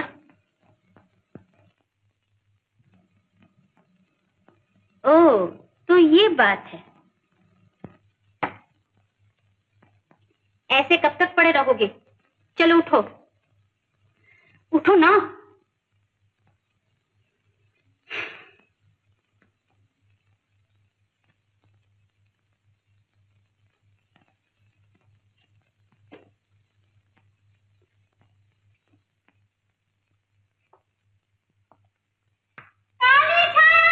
कहाँ, किधर? आहा, काली छाया का नाम सुनते ही खुश आ गया। तो तुम झूठ भी बोलती हो। तुमने सबको परेशान करने के लिए दुनिया भर का नाटक किया, और मैं तुम्हारी नकली बेहोशी दूर करने के लिए इतना सा भी झूठ ना बोलूं? बेहोशी का नाटक तो मैंने सबकी बातें सुनने के लिए किया था। तो सबकी बातें सुनकर तुम्हें क्या मिला? क्या समझे? पहचान लिया अपराधी कौन है? कौन है? तुम। मैं? ये तुम क्या कह रहे हो? सही कह रहा हूँ। ओह, तो ठीक है, पहनाओ हथकड़ी और ले चलो कैद खाने। जब तुम राजी हो तब तो मैं तुम्हें छोड़ूंगा नहीं। नो नो नो, कोई देखे तो कहे तुझको कहीं दीवाना ना, छोड़ दे भैया बलम्मा ना ना ना। कोई देखे तो कहे तुझको कहीं दीवाना ना, छोड़ दे भैया बलम्मा ना ना ना।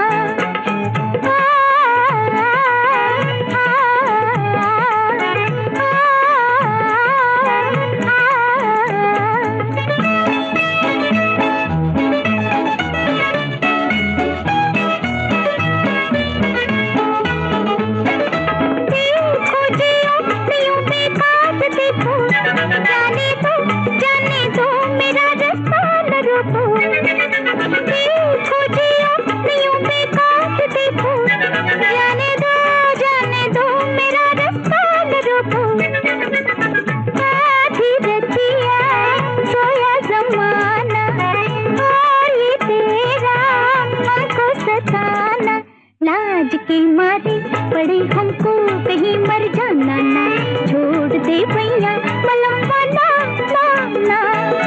कोई देखे तो कहे तुझको कहीं दीवाना ना, छोड़ दे भैया बलम्मा ना ना ना।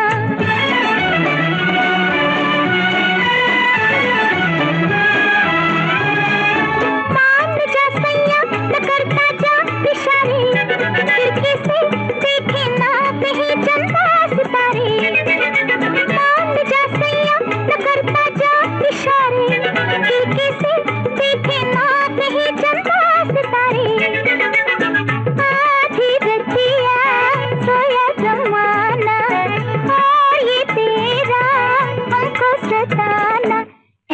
बातों का बना डाले कोई अफसाना ना, छोड़ दे पैया पलम बना ना, कोई देखे तो कहे तुझको कहीं दीवाना ना, छोड़ दे पैया पलम बना ना।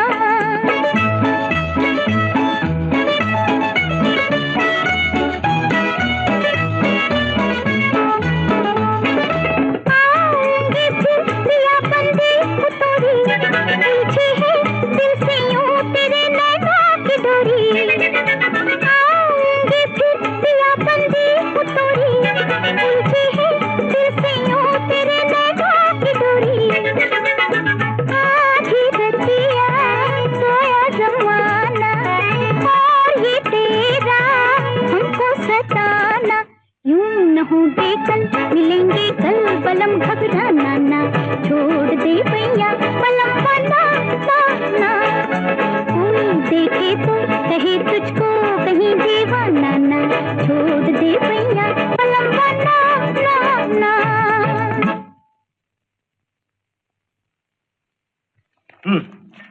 ये है जोगेश्वर बाबू का वो वसीयतनामा जिसकी रूह से उन्होंने अपने बड़े बेटे दीनानाथ और सबसे छोटे बेटे पीताम्बर को जायदाद से बेदखल करते हुए अपने मझले बेटे श्रीनाथ को तमाम जायदाद का वारिस करार दिया था।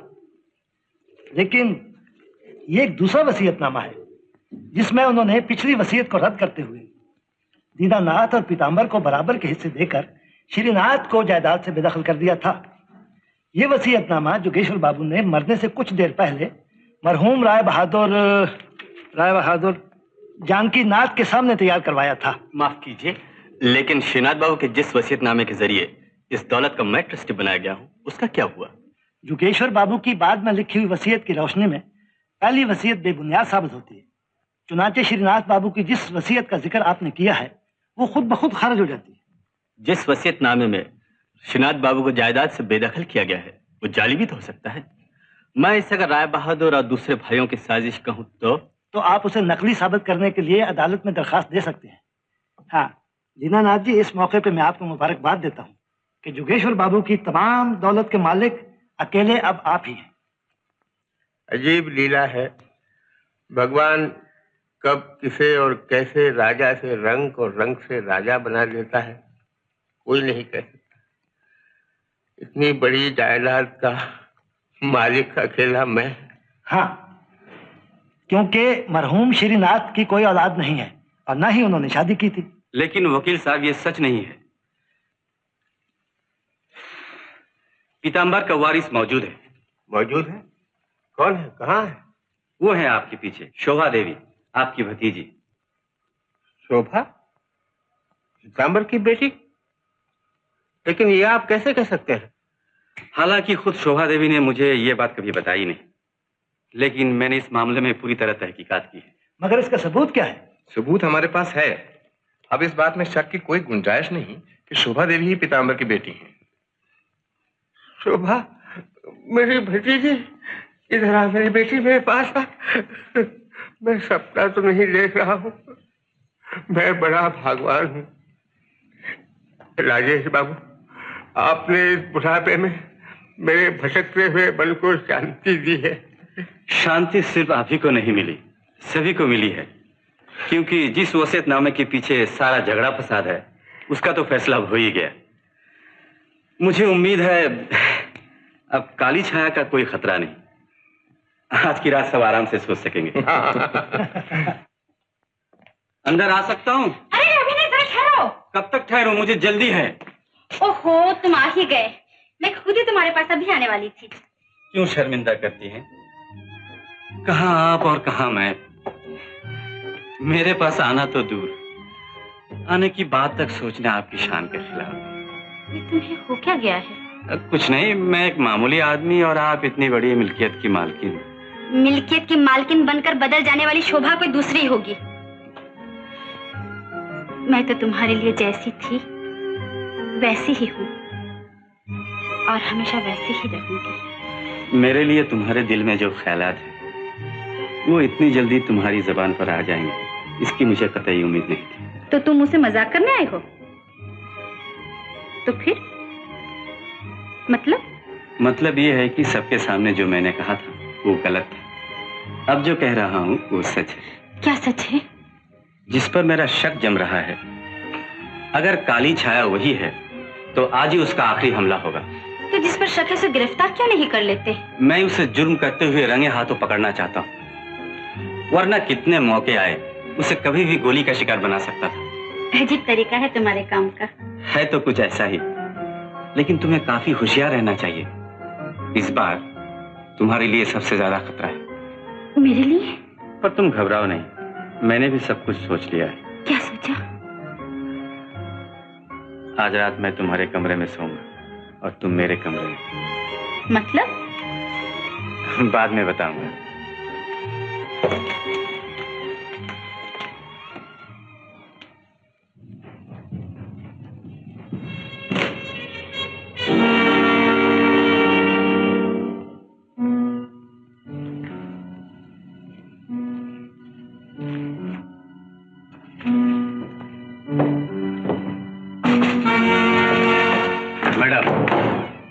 डॉक्टर के कमरे में क्यों गई थी? यूं ही। बगैर काम के कोई किसी के पास जाता है भला? क्या बातें हो रही थी? आपसे मतलब?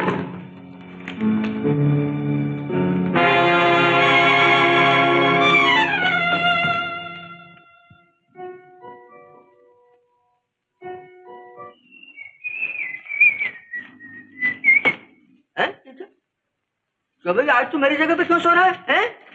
चल उठा अपना बिस्तरा बोलिए। अभी क्या करता है? आज रात को बहुत बड़ा मामला होने वाला है, खिड़की के पास नहीं सोऊंगा। सच्ची बात है। चल रहा।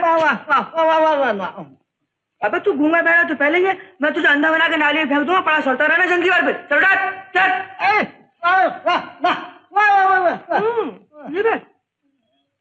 अच्छा है।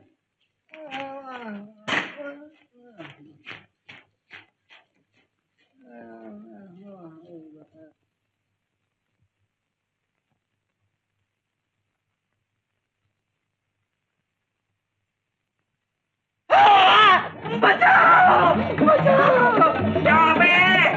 अबे गूंगा होके बोलता है? हाँ, फिर बनने लगा। माफ करना, मैं पाँव पड़ता हूँ। अब आया रास्ते पे? बलराम। माफ किया।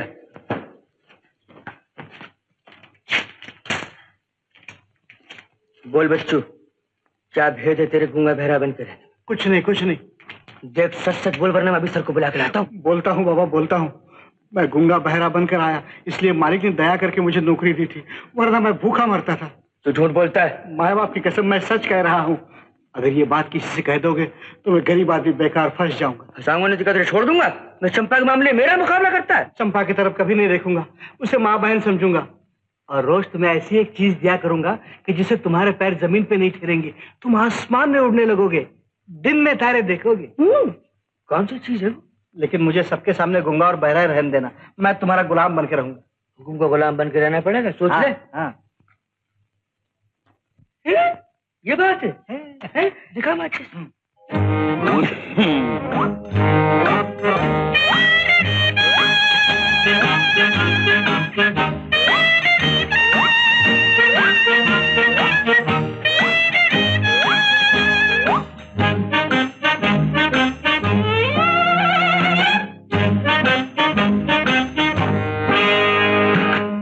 वही दर्द है, फिर वही जिगर, फिर वही रात है, फिर वही है डर। हम समझे गम कर गया सफर, द्वार दिल का खुल गया, हाथ ही निकल गया, तुम रह गई मगर।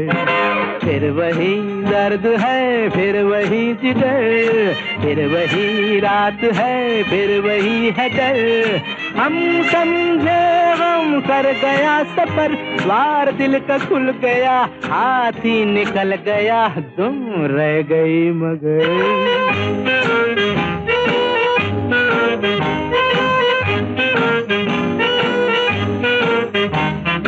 हम तो समझे दुश्मनों का हाथ कट गया, दो दिलों के बीच से पहाड़ हट गया। हम तो समझे दुश्मनों का हाथ कट गया, दो दिलों के बीच से पहाड़ हट गया। गम के भारी दिन गए गुजर, द्वार दिल का खुल गया, हाथ ही निकल गया, तुम रह गई मगर। फिर वही दर्द है, फिर वही जिगर, फिर वही रात है, फिर वही है डर।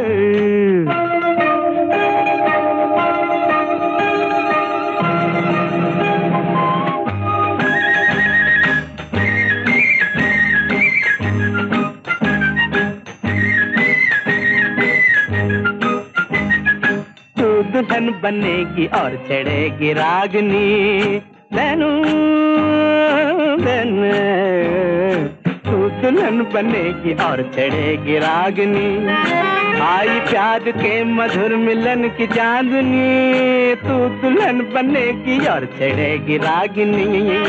आई प्यार के मधुर मिलन की चांदनी, लेकिन थोड़ी रह गई कसर, द्वार दिल का खुल गया, हाथ ही निकल गया, तुम रह गई मगर।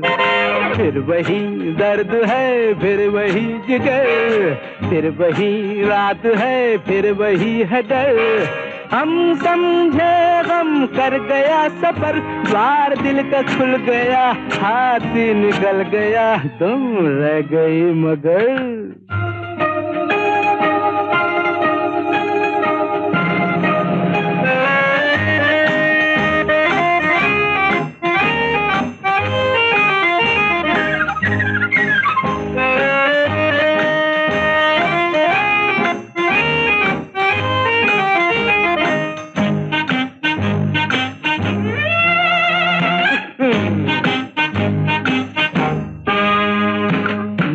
चाह भूल जाऊं क्यों रहूं खराब, पर तेरा ये हुस्न जैसे डाल में गुलाब। मैंने चाह भूल जाऊं क्यों रहूं खराब, पर तेरा ये हुस्न जैसे डाल में गुलाब।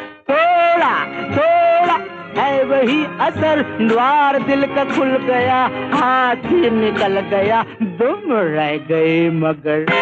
फिर वही दर्द है, फिर वही जिगर, फिर वही रात है, फिर वही है डर।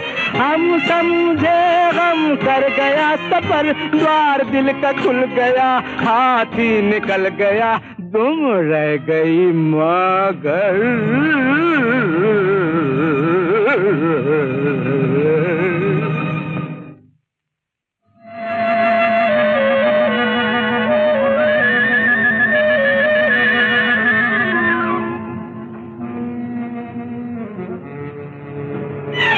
जितनी जल्दी, लेकिन अभी तुम यहाँ से जाओ, डिटेक्टिव को शक हो गया है, समझे? क्या हुआ? बोलते क्यों नहीं?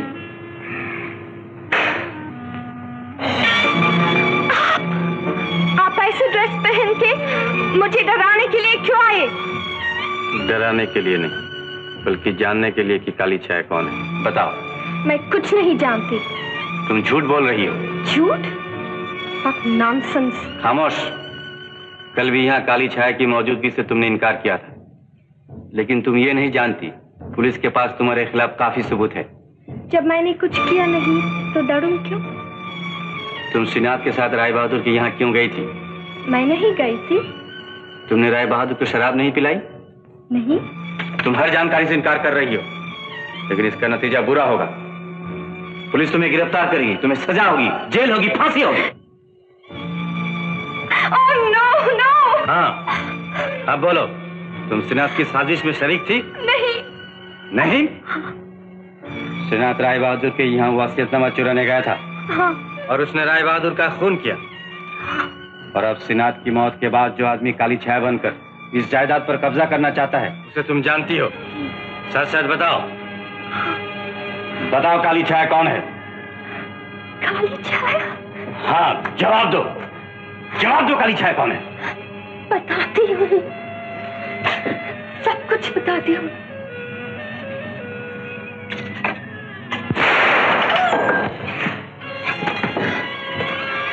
लिली, लिली, अभी बता दो कौन है, अभी बता दो।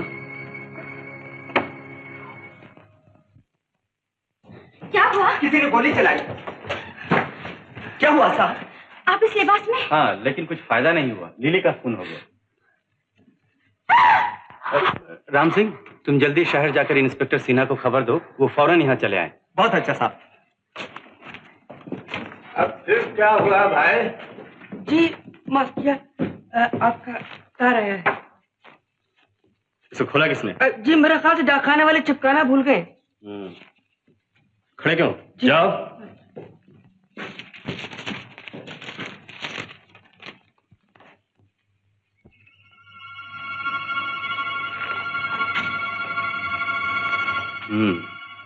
तो मेरा शक सही निकला।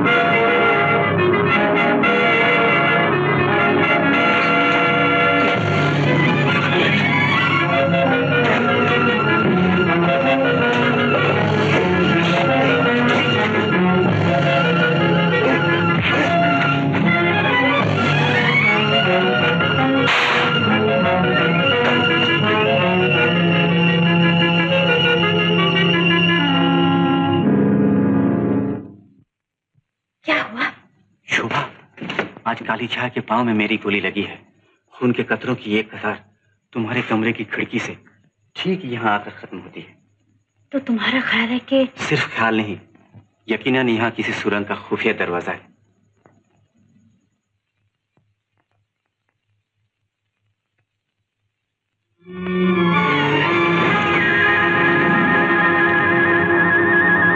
अंदर न जाओ। मुझे मत रोको शोभा, कामयाबी के इतने नजदीक आकर मैं हरगिज वापस नहीं जा सकता। डर या खतरे की बात तो नहीं है। घबराओ नहीं, तुम नीचे जाओ और इंस्पेक्टर सिन्हा के आते ही उन्हें इस हवेली के पिछड़े बड़े जंगल में भेज देना। ये सुरंग शायद वहीं जाकर खत्म होती है। जरा होशियार रहना। घबराओ नहीं।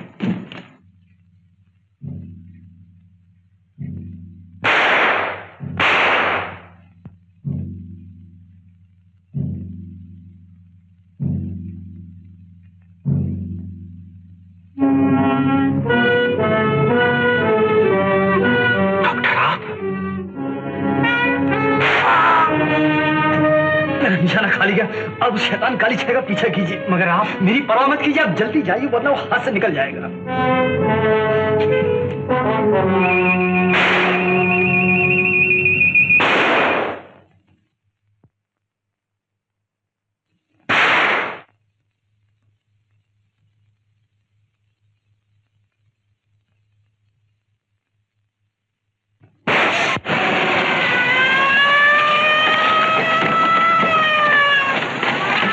देखो, तुम सच में तैयार रखो उधर के लिए।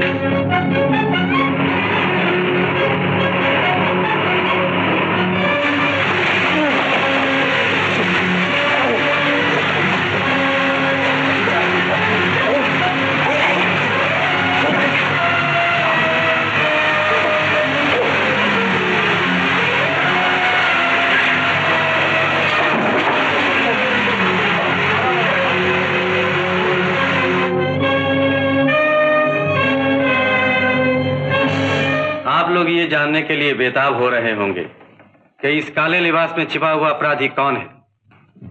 थोड़ी देर और सब्र कीजिए। शुरू में शोभा देवी, डॉक्टर, मैनेजर, दीनानाथ सभी पर शक होता था, क्योंकि श्रीनाथ का खून करने के लिए हरेक के पास कोई न कोई वजह हो सकती थी। यहां तक कि सबसे छोटे भाई पीताम्बर, जो अभी तक लापता है, उस पर भी हमने शक किया। लेकिन आप लोगों को ताज्जुब होगा कि इनमें से अपराधी कोई नहीं है।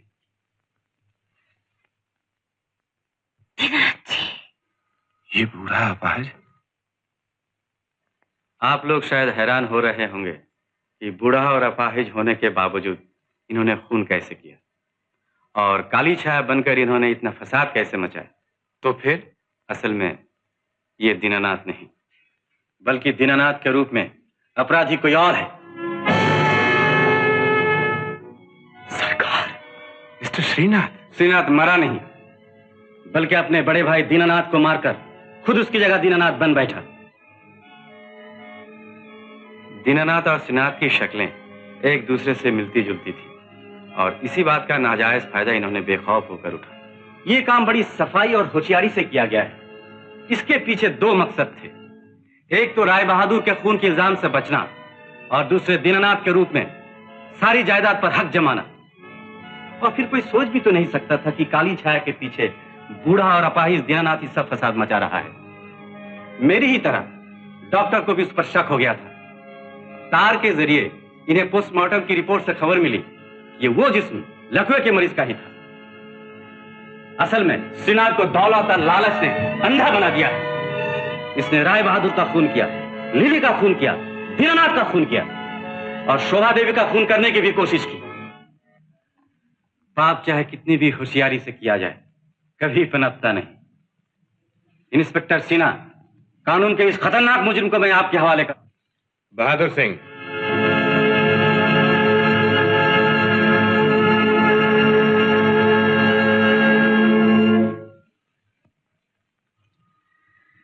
चूंकि अब मेरा यहां कोई काम नहीं रहा, मैं आप लोगों से रुखसत लेता हूं।